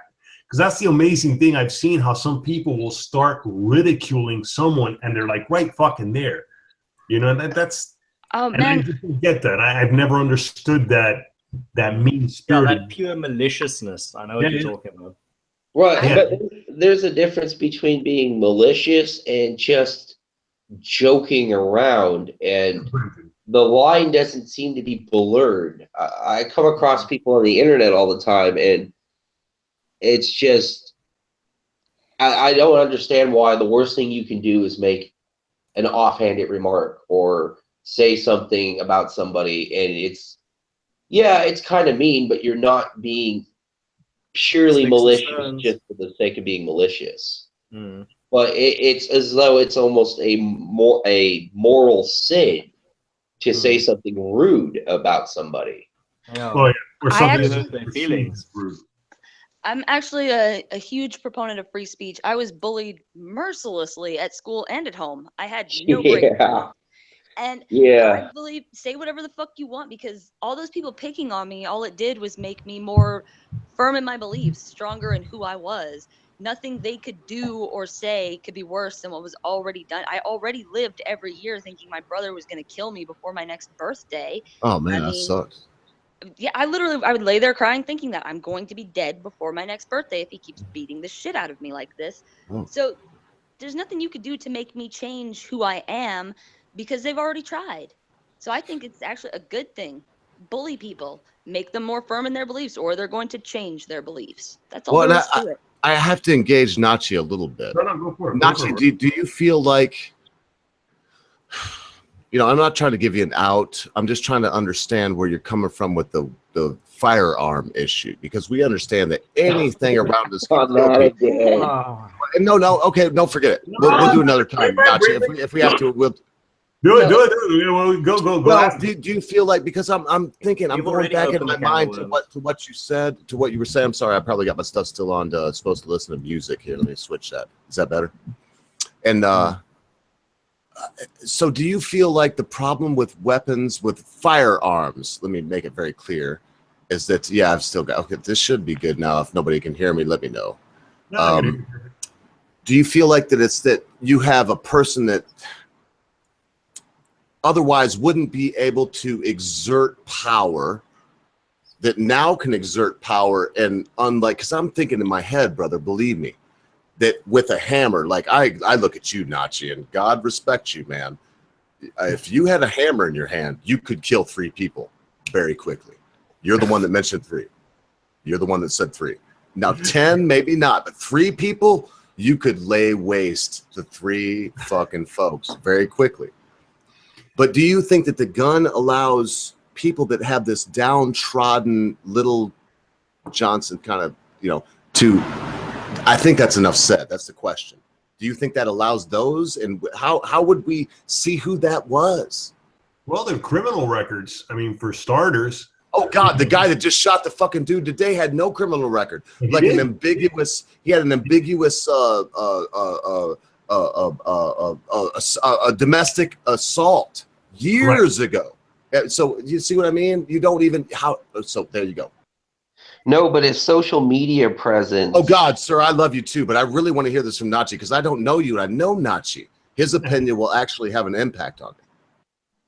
No, but as a gun owner myself, dude, I am a gun owner and a proud one, and how do you call it? Very big on the Second Amendment and stuff. But dude, as I get older and the more I inform myself about these issues, dude, there is a lot of middle ground, dude, and I hate the word nuance, but it does apply, dude. And between anyone and everyone being able to own a fucking rocket launcher and a nuclear bomb, between that extreme and no guns whatsoever, there's a lot of middle ground you can reach, man. And then when it comes to, and it's already pretty much been decided, like I don't think people are allowed to have hand grenades, for example. I don't think you are allowed to have a fucking rocket launcher, like an over-the-shoulder rocket launcher. So we've already agreed on some of those things. There's plenty of gun advocates that are the first to say you shouldn't be able to have a tank either.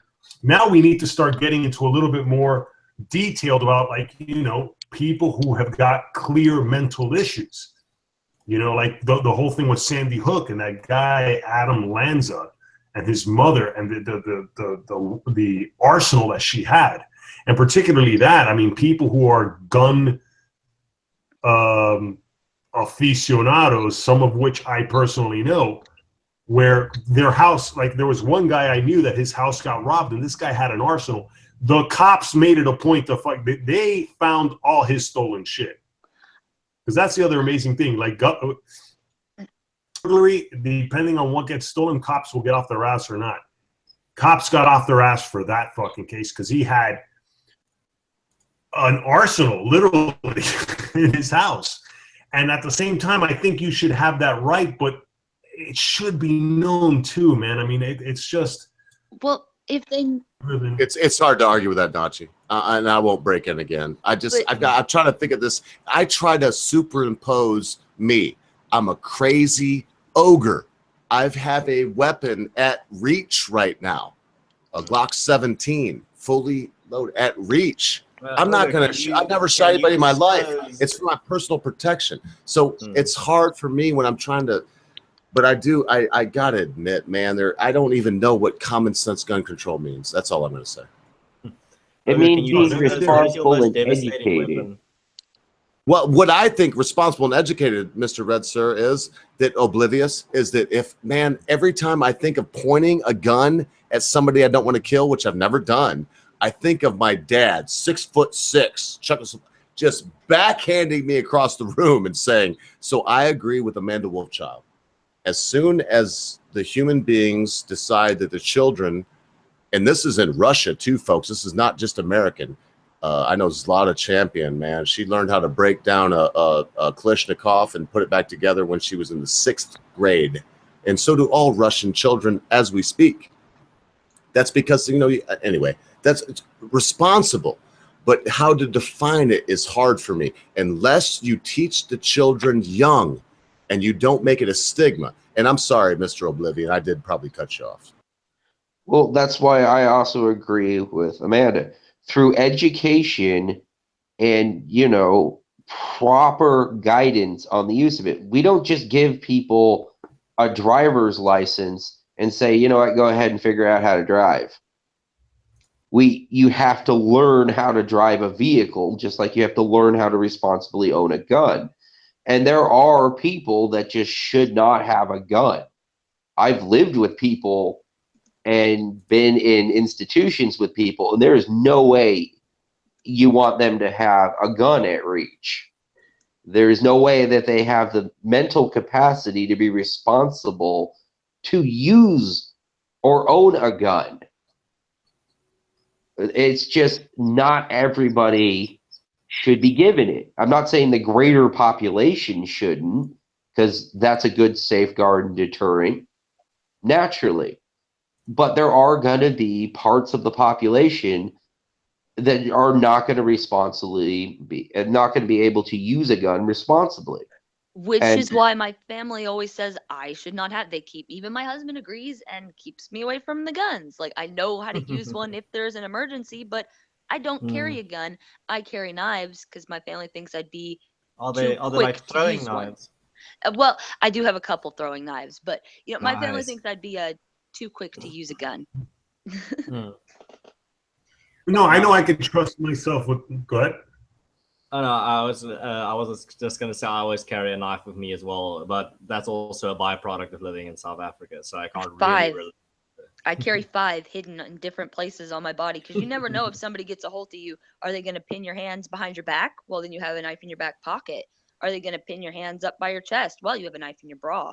Are you going to get tied up with your hands tied to your feet? Well, there's a knife in your sock. 5 knives hidden in 5 different places. Wait, that's 3 though. Well, I have other. I'm not going to tell you where I keep all of them. I I hope don't one of have them's a not a hidden butt spot. plug. For your sake, I hope not, but all right. No. I hope one of none them of them are isn't like in my contained body. in your meat pocket. None of them are in my body. Okay. Okay, good to know. Full disclosure. Good, look. No, I think that's a very good thing. Like you said in the chat, I couldn't quite catch. Maybe you said it in the stream as well, where you don't give your children, you don't allow them to play with guns because guns aren't toys. I think that's actually a pretty good approach. I've never bought them a children toy to gun. respect weapons. Other people have bought them toy guns, and I have not allowed them to have them. So my family has learned they are allowed to buy them toy guns that do not look like guns, an alien laser blaster or one of them little Nerf things that pops out. That's fine. And Amanda, if I can lead you a little bit, you actually didn't say, you said they should be taught as soon as they are able to be taught. That's basically, is that what you, okay. Yeah, the parent and I mean, I think the teachers should kind of, the teachers with the kids 8 hours a day, they kind of know the kids too. So if the parent got together with the teacher and they together decided, hey, I think this kid is ready, put them into the classes. What happened to those old days with like parent teacher conferences that meant something? That's, oh my grace. I love you, Amanda. I bet you got some really good, well-balanced children. My memories of parent-teacher conferences was only my teachers telling my parents how much of a little shit I was being. There were no parent-teacher conferences between my parent and teacher. Teachers used to use that threat of, I'm going to call your parents. And me and my siblings were like, please do. Please call. I dreaded those days, CC. It was like poison ivy or a flu. I mean, just like you said, man. It was like what happened was I was usually there. I had to be there because it was so bad, and then I just got beat up by the teacher, and it was like a parent-teacher beating, is what they should have called. They kind of joined forces. Oh yeah. And look who I'm talking to is Nachi's here. He had like nuns around him, man. I mean, I'm glad that we are growing up into a new era where maybe we can have these conversations about weapons and their ownership, guns, firearms especially. And maybe we just shouldn't beat the fuck out of kids just for the hell of it anymore. Yeah, right? Not, and I think society is Amanda, getting better. To go on another tangent, what type of punishment do you use for your children? Like, because we're on the topic of not beating your children to a pulp, how do you kind of discipline your children? I don't know how to put it. I do not agree with spanking above a certain age. I do believe in a quick spat on the hand or on the bottom if your young child is about to do something that will harm them. Like, oh yeah, no, of course. I'm actually quite in favor of spanking your children up to a certain age. I think it's a very effective way of communicating to them that something is dangerous or something is wrong. Yes, exactly. Like my kid trying to stick a knife in the electrical outlet, smack their hand. That is like how else would you communicate to them that it's dangerous or that something you can't just like it's a very difficult situation that you're put in. You have to kind of let them know this is something they shouldn't do. This will hurt you. And how do you tell them that without actually like slapping them on the wrist? It's not very you can't really. Exactly. And I'm totally for, I would spank my kid's bottom when he would hit his younger brother. Still to this day, at 5 years old, if he hits his younger brother or the younger brother hits the older one, that is the only way to get a spanking in this house. Pretty much. Nachi's like the evil mastermind. Take away the guns. I have my cat here.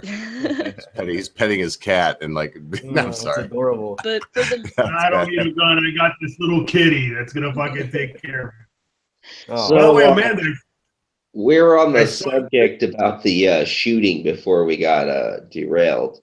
And Oh, that's yeah. what happens when I come in streams. They never stay on topic. Figure this out. the thing Well, I and was gonna- Amanda, I think it's both of us, man. We're like a tiny crew over here. We fuck everything up. Yes. I was gonna say, this is kind of anecdotal, but my girlfriend she's taking a criminal justice degree, and part of it was American history and governmental politics, and she had to write a paper on what type of government we have and what type of government we should have. In her textbook, and this goes along with education, and I think why we're having so much political problems, it referred to our government as simply a democracy. So it doesn't help that our population doesn't even understand what kind of governmental system we have. Let me say- I ended up having to explain to a 30-year-old that we're a constitutional republic, not a democracy. Right. And I've that's the actually thing. heard.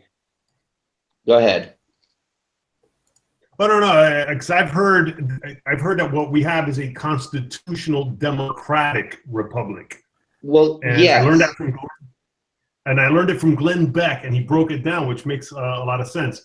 In other words, we have a democracy in the sense that we vote for representatives, and therein lies the republic part. So then we elect these people who represent us in Congress and the Senate, but they have to abide by a constitution. Hence, Exactly. constitutional democratic republic.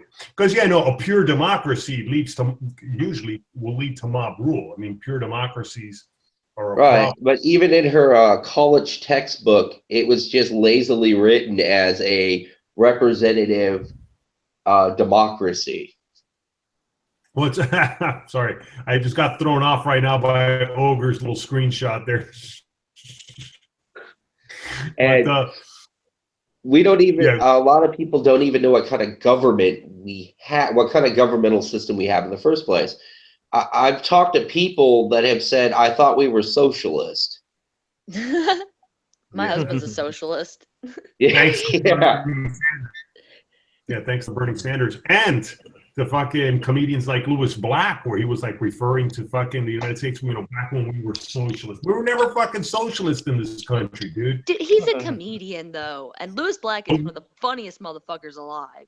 No, he's That's great. one of the things that bothers me about the current the current year, if I can phrase it like that, is the increase in celebrities and comedians having very impactful political opinions, in terms of people taking them so seriously and then just eating up everything they say, but they lose sight of the fact that these are just they're not people with experience in politics, they're just comedians. Well, if you Or notice, celebrities. I was gonna say, if you notice, the people that tend to worship at the altar of celebrity are people that were raised religious and choose to no longer be. And they have to have something. They have to fill that void in their life somehow. So they worship celebrities and money, and they act like it's not the same thing. Yeah. And there was a great documentary, which I think you can still catch it on YouTube, called, what was it? Star Suckers. It gets That into sounds how, enticing already. Yeah, it does. and they really get into how celebrity works, like the phenomenon of celebrity. And then they have this really great little animation that goes into the evolution of human beings and how we evolved to basically not worship, but to look up to celebrities. And it's not for nothing Yeah, why like demagogues. I think. right. And it's not, Okay. go ahead. I was just gonna say, I think it's more that the majority of people are like ants, and they like to be like ants. They like for someone else to lead them. And then there's just us few who aren't like that, the small population who actually thinks for themselves and does not want to be led around by the nose because it's easier. But those people died out, by the way, in the little animation. Sorry, I have to interject this.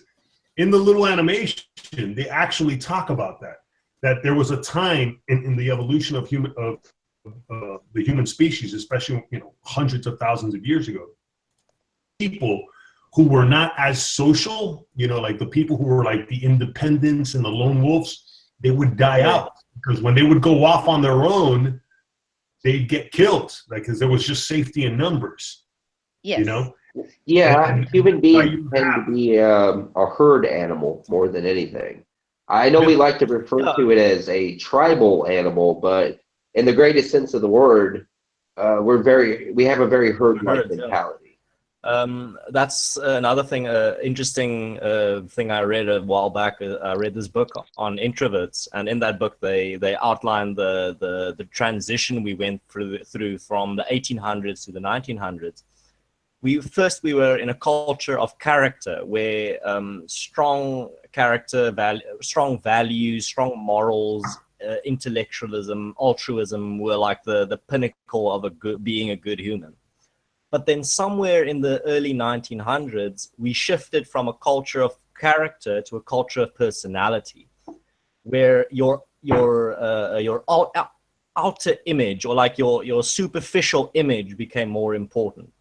How smart do you appear? How successful do you appear? And we're still within that culture of personality up until this day. We haven't switched back to the culture of character, which we had in the 1800s. I think media. Go ahead. For example, in the 1800s, there was a famous story to kind of outline what a good citizen was, or what makes you a good person. The story about this girl that gave her money to charity, but she kept her name anonymous. And that means she's very virtuous, because she's not doing it for an image. She's doing it because it's for its own sake. Charity is good for its own sake, because you're doing something virtuous. But then in the culture of personality, that story kind of fell away.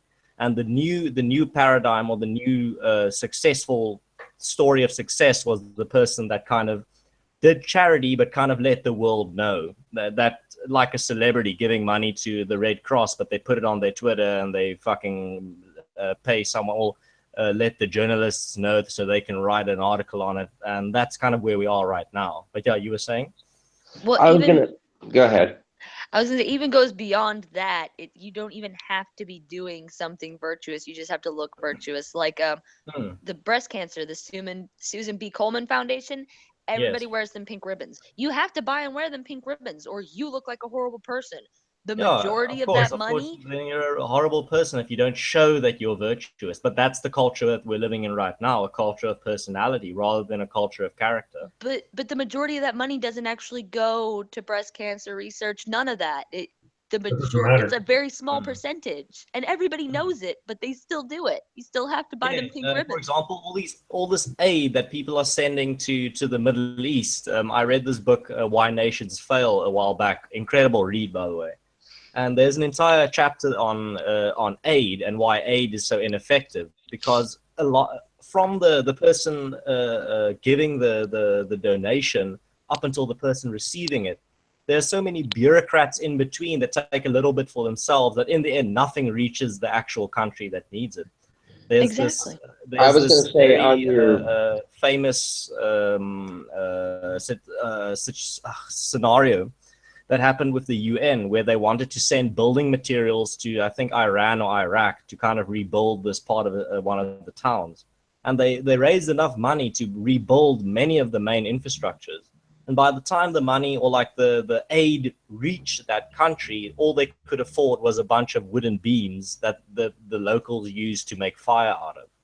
So I was going to say, the reason I think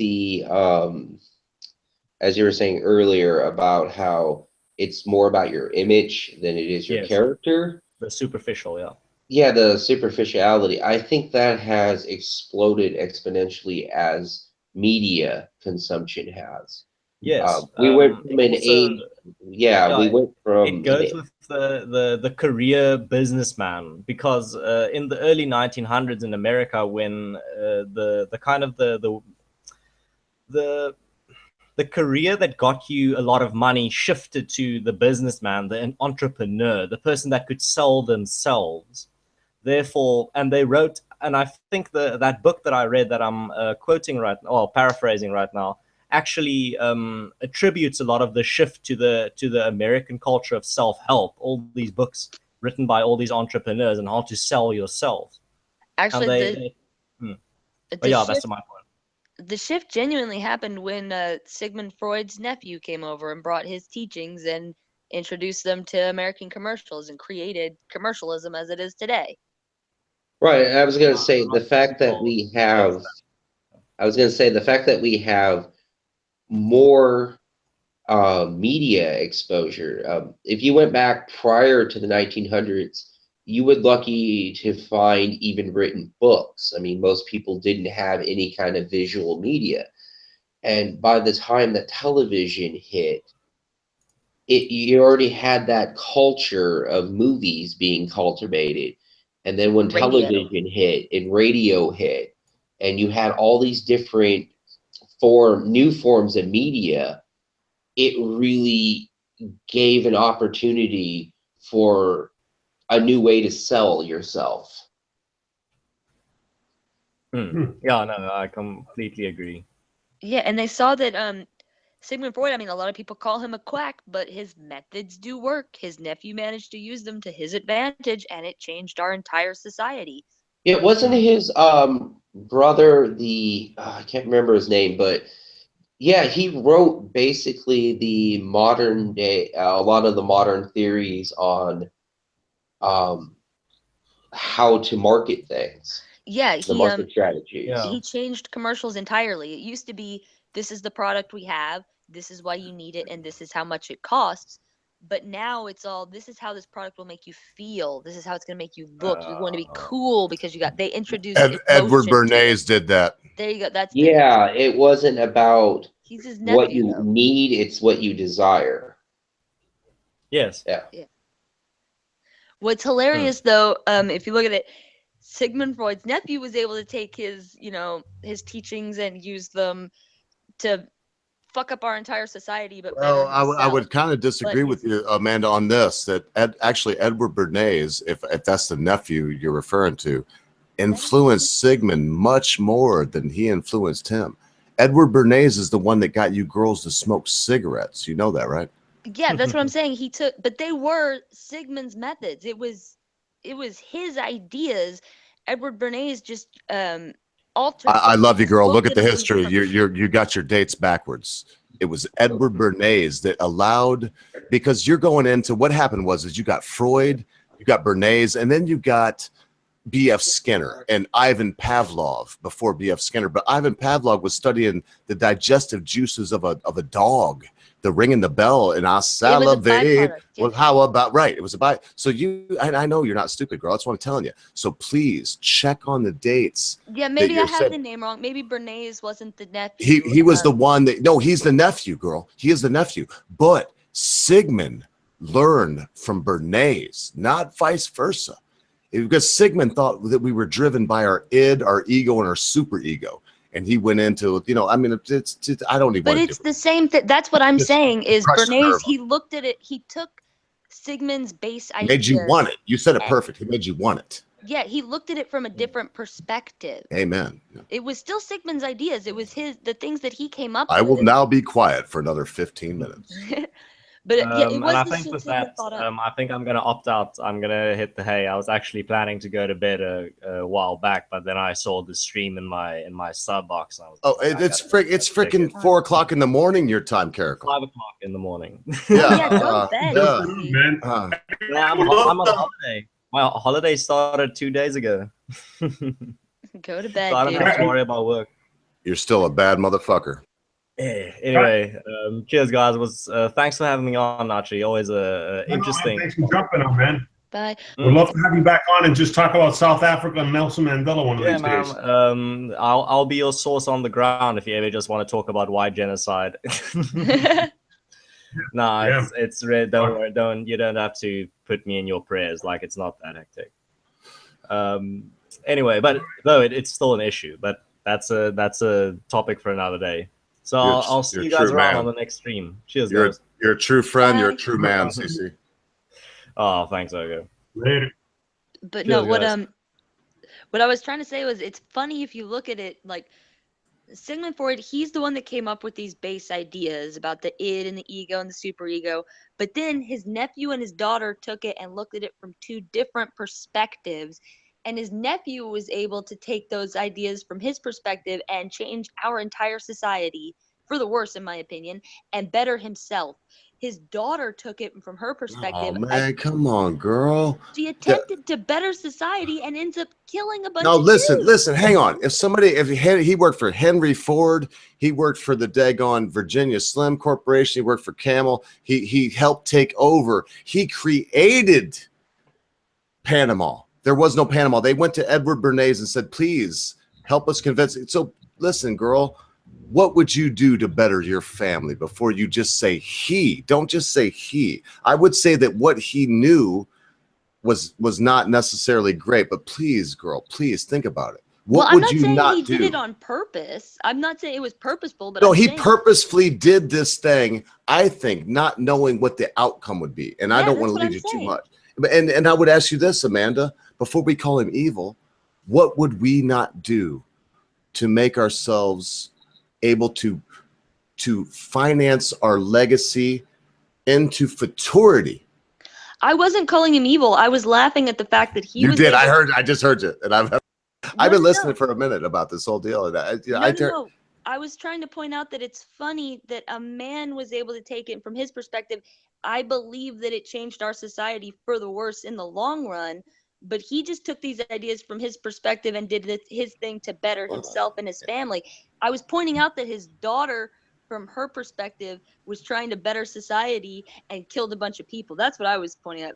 Well, I'm sorry, I might have missed that part because I know Bernays' daughter. What was her last name? Geller or No, Keller? not Bernays. I'm talking Freud's daughter. Freud's daughter tried to use his methods. She was trying to cure suicidal thoughts. She was trying to help men, and she ends up killing a bunch of dudes. And as long as we don't give the credit on any of this stuff to Freud, because Freud was a coke sniffing, poontang addict that didn't really amount to much other than being famous. He was the Hilton. He was the Paris Hilton of psychology. Really? You think? I mean, Give me a break. If you want a real psychologist, look at Milgram. Look at B.F. Skinner. Hold on, guys. I'll be right back.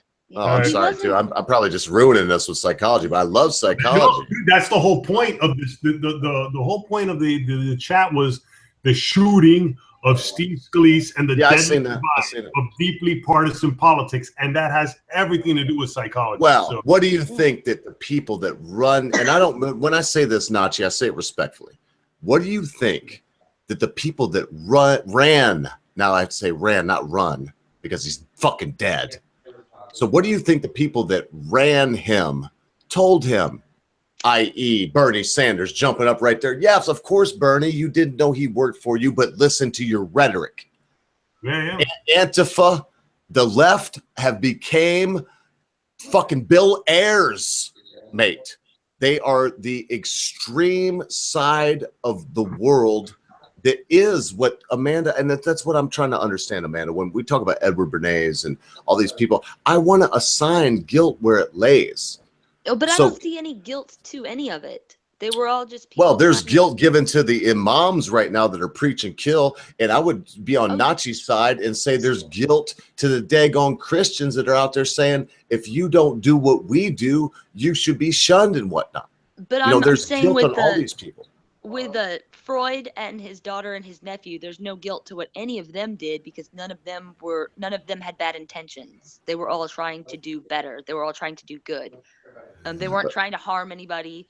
They didn't think that was what was best, was to hurt anybody. They were genuinely trying to help people. Do you think B.F. Skinner was trying to help people when he put his daughter in the Skinner box for 8 years?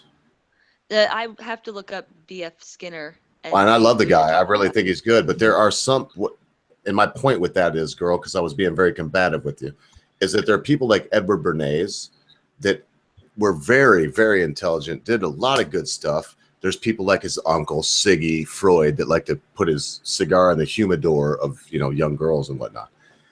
And there's all these people, but we should assign what it is with them. Like, to me, Freud was a useful idiot that had some fairly good ideas, but he was also and then there's people like B.F. Skinner, who was a useful psychopath.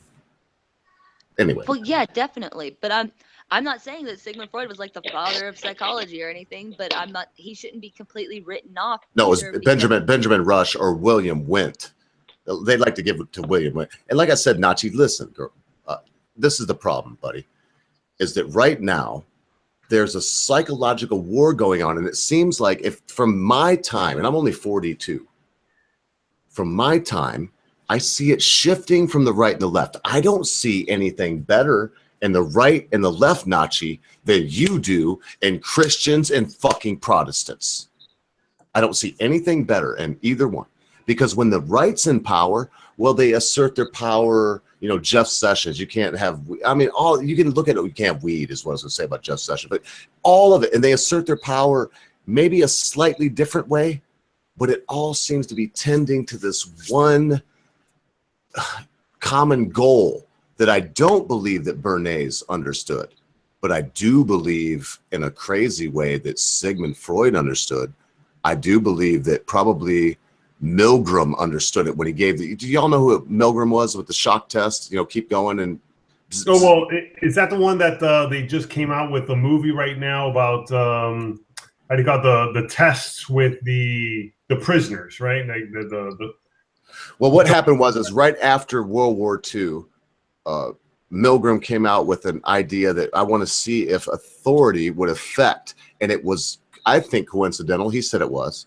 So he wasn't trying to compare it to Nazis and what they would do if someone, but this is what he found out. If you have 10 people come off the street, and I'll make it very quick, if they see somebody in a white lab coat that says doctor, somebody in a suit and tie, or somebody in plain clothes, these are the three variables for the most part, and that person is telling them there's a subject on the other side where they answer a question incorrectly, shock them. And it goes up from 1 to 10. 10 saying, it says warning on the last 3, warning. And the person is saying, oh, my heart, I have a heart problem. If there's a person and this is Milgram, he was trying to show human beings, Nachi, Amanda, as much as we want to believe. And I do think that I'm with exceptional human beings here. And I don't know oblivious, but I mean, you two, I do know y'all too a little bit. And thank you, sir. I'm sure you would be this way too, but I wonder and question myself, when the person with the doctors, I'm a doctor, people went all the way to 10, 78% of the time. I have a paranoia of authority figures. I think it's just probably from learned experience. Yeah, there's some of us. There is a portion of the population who, even Milgram proved it in his own experiments, that there was a portion of the population who would not listen. And I do believe I fall within Hello, that. Hellbound. Hey, how's it going? And it is because of I'll be right back. Okay, he came and ran away. But it's because of experience. Yeah, you have to grow up learning that you should not always trust authority figures in order to not always trust authority figures. Man, I'm glad y'all got that long diatribe of mine, because that's what I was trying to say. Doesn't matter if it's Bernays. It doesn't matter if it's Freud. I think polar opposites. Doesn't matter if it's Milgram, if it's Pavlov, if it's Skinner. It doesn't matter. On your we have to think for ourselves. On your long-winded diatribe, has anybody read Michael Liquino's masterpiece opus called Information Warfare? I have not read that, no. Michael Liquino, the leader of the Temple of Set, which is a form of the Church of Satan. That's Michael Liquino. Michael Liquino is one of the highest-ranking special operatives in information warfare for the U.S. Army. From 1988 to I think about 1998, he led the Information Warfare Specialist Division, also known as PSYOPs. And he wrote a manifesto for the government saying how to declare information and psychological warfare on the population at a large, which means the worldwide population. And it is the most scary stuff you could possibly read. And it's a lengthy read, but Would you shoot that in the side chat there, sir? Because I'll try to remember the name, but I don't know how to spell it or remember it. Yeah, you definitely have to Twitter that. I want to read this now. Okay. Yeah, me too. The guy, his Temple of Set, I'll link it in here in a minute. After I pull it up, because I don't know how to spell his name either. It's really hard. I can I'm spell terrible it. at grammar. But in it, his Temple of Set was also busted on the Presidio Air Base in San Francisco for some of the daycare there apparently got busted for being a pedophile ring. And the guy is as much of a psychopath as you could possibly imagine. And he's been running U.S. policy for the last 2 decades on information and psychological warfare.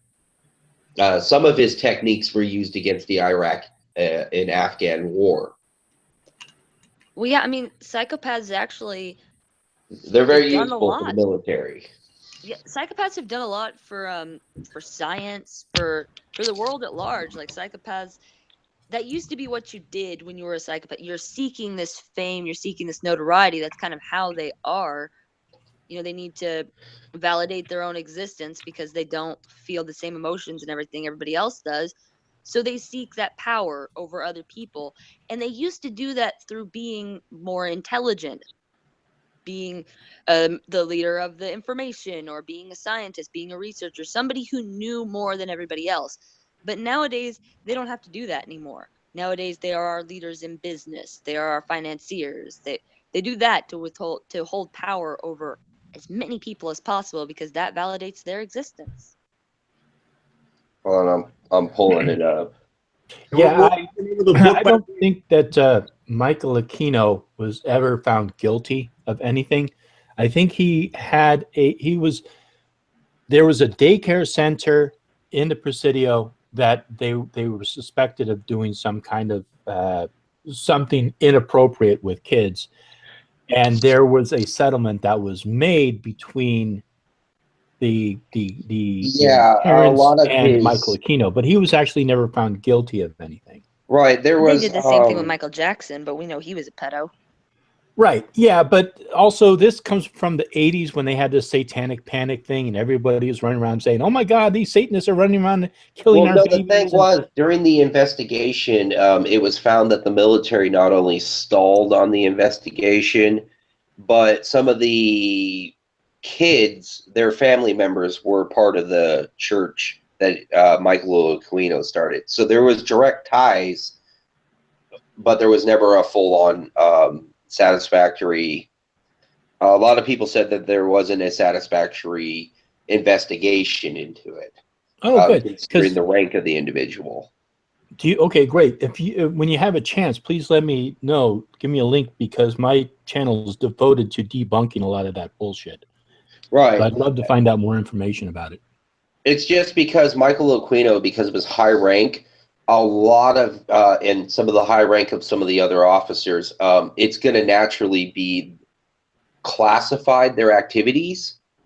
So there was problems getting the information out to the public. There may have been a more thorough investigation, but it doesn't mean it's going to reach the general public. So a lot of conspiracies kind of formed around it. I've never ventured into the dark web because I fear the things that could happen there. But I know it has to be just ripe full of shit like this that you can't actually find anywhere else. But I know it's there. By the way, what was the first book you mentioned? Because I didn't think it was Temple of Set. You said it was another book that he wrote. I'm looking it up. It's called InfoWar, I think. Oh, it was InfoWar? That's fucking Alex Jones, InfoWar. They're turning the frogs gay. You know what they're doing? They're putting shit in the water, man. Makes the frogs fuck each other, the male frogs. They're turning the frogs gay. Because I thought when you, Sexual frogs. That makes me lol so hard. That Amanda, you know I got to do that every time somebody says gay frogs.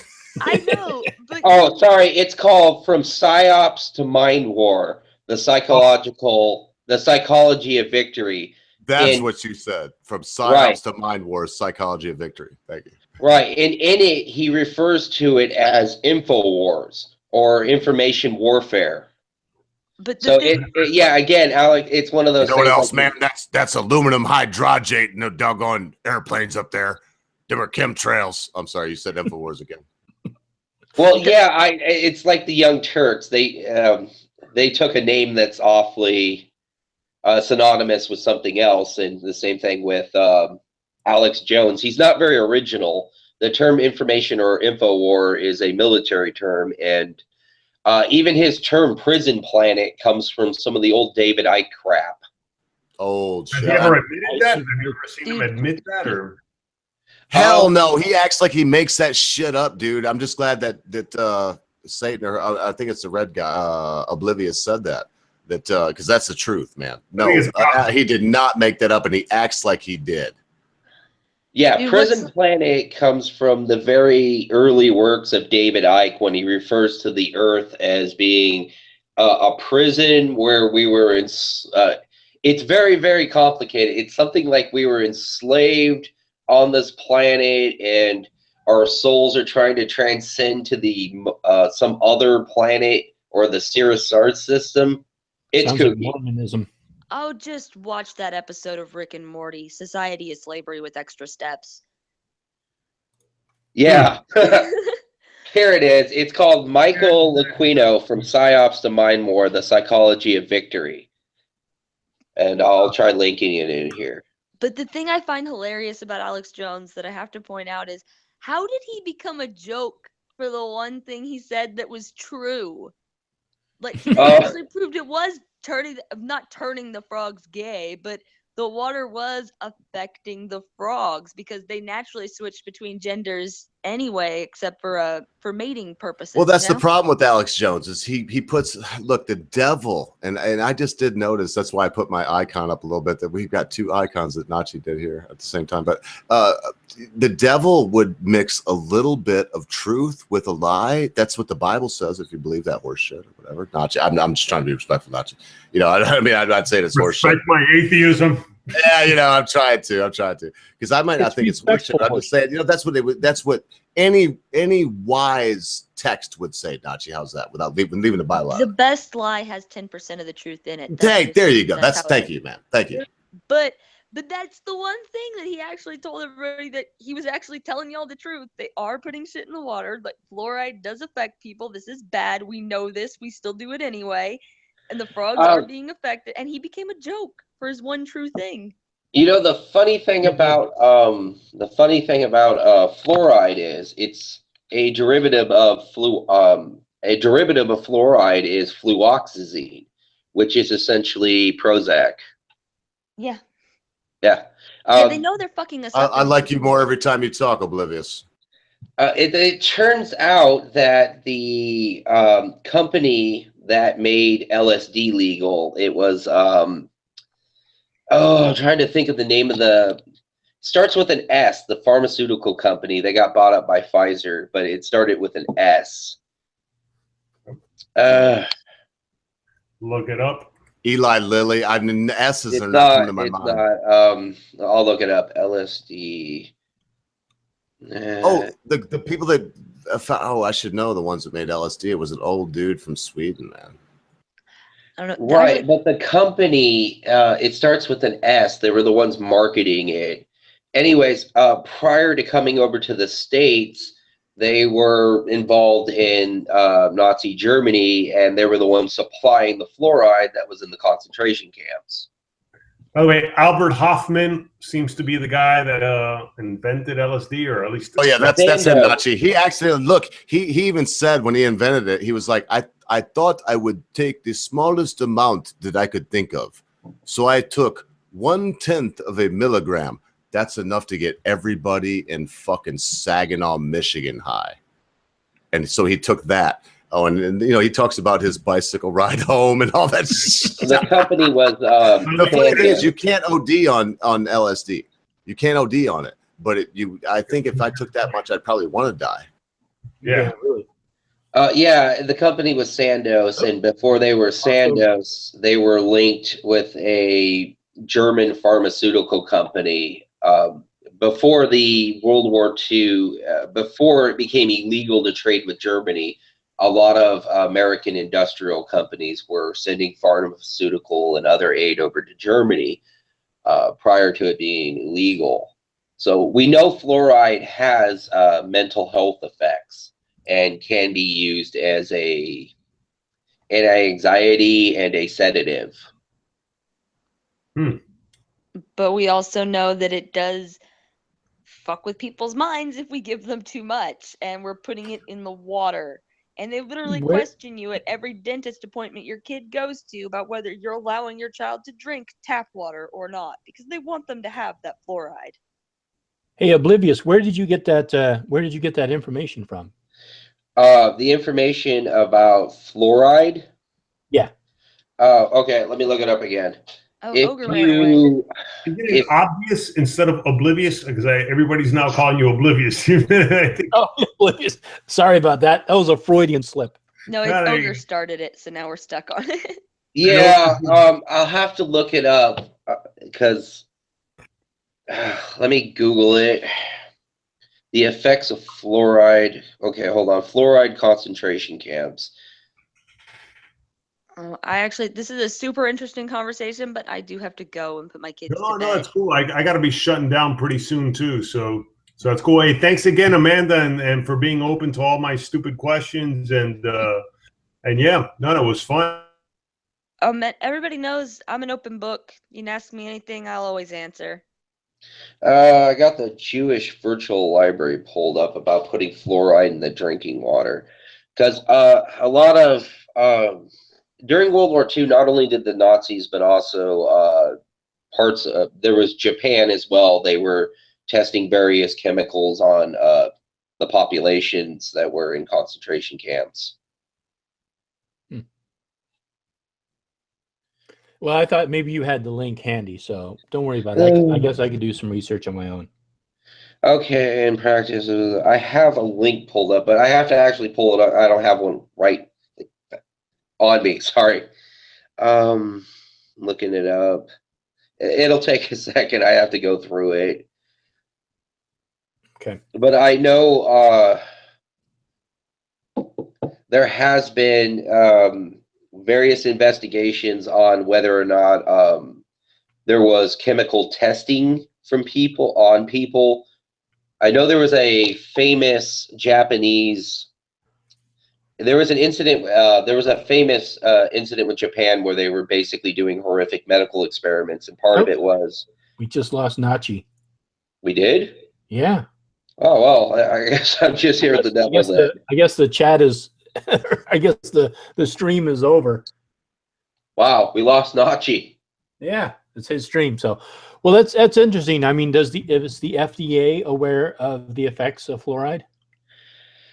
I don't know. See, that's the thing. It's really hard because I find a lot of information is so well known. If it's such common information, it seems like the FDA should know about it, and they should make some kind of an That's the thing. I find a lot of contradictory information on the internet nowadays, even from official sources. Really? What a surprise. Contradictory information on the internet? Yeah, I find a lot of really official sources that are like, well, yeah, no, it's a derivative of fluoride, can be a derivative that can be used for pharmaceutical purposes. And then, you know, you have a lot of information from like the FDA and stuff saying it's okay. But then again, it's a government sponsored source. And, you know, I always take, just because it's from the FDA, I always take that with a grain of salt as well, because there are plenty of examples of the FDA looking the other way on toxic substances. Yeah. Looks like asbestos being the classic example, or cigarettes. Yes. Oh, he's back. We got Nachi. Hello? He's back. Yeah, We so, lost you, I buddy. mean, We thought maybe you quit. I'm not saying that there's a government conspiracy, but at the same time, it's simply that I don't trust that the government always, like for instance, asbestos up until the 80s was debated on whether or not it would cause that type of cancer. Right. I can't pronounce it. Mesothelioma. Mesothelioma. Thank you. I have terrible time pronouncing that. That's all right. And like for instance, there was a huge debate on whether or not pregnant women should even smoke. Right, which was really protected by the tobacco companies. Right. That's why I really have a hard time, just because if the FDA came out and suddenly said that the debate's over, fluoride's completely okay, I still have that thought in the back of my head of whether or not somebody has had their pockets lined to look the other way. Right. I just am very hesitant whenever I hear stuff like this. I'm always every time I hear something that sounds a little unusual, I'm always hesitant about believing it, and I always want to know where people are getting information. Just because we can allow ourselves to fall towards a sort of like this anti-vax mentality. Oh no! I we start saying that such and such is having a harmful effect, whereas it might not actually be true. It might, you know what I mean? So that's why I always question these sources, and I think it's good to question sources. You know? Yeah, that's what I mean. I question it from all ends. I do know that it's a fairly well established fact at this point that there was Nazi Germany, and of course Japan did test a lot of pharmaceutical shit on people in concentration camps. So it's a fact. Yes, it is. You can, if you Google it, there is enough documentation from the Nuremberg trials of some of the medical experiments, the chemical testing, and that is a fact. Yes, the Nuremberg, the testing that was done. Yes, the trial. Yes, that's all fact. I'm talking about the fluoride part of it. That's a fact. The fluoride part, I have found various. I'd say they're pretty much legit that they were, in fact, not only testing fluoride, but they were testing other chemicals to see what the psychological effect would be on the population. One of the things that the Nazis wanted was to find a way to pacify a large population of incarcerated people. Yeah. Hey, Nachi, you're back. Sorry, we hijacked your stream again. My computer just froze out on me. It just, because I gotta get my computer replaced. It overheated.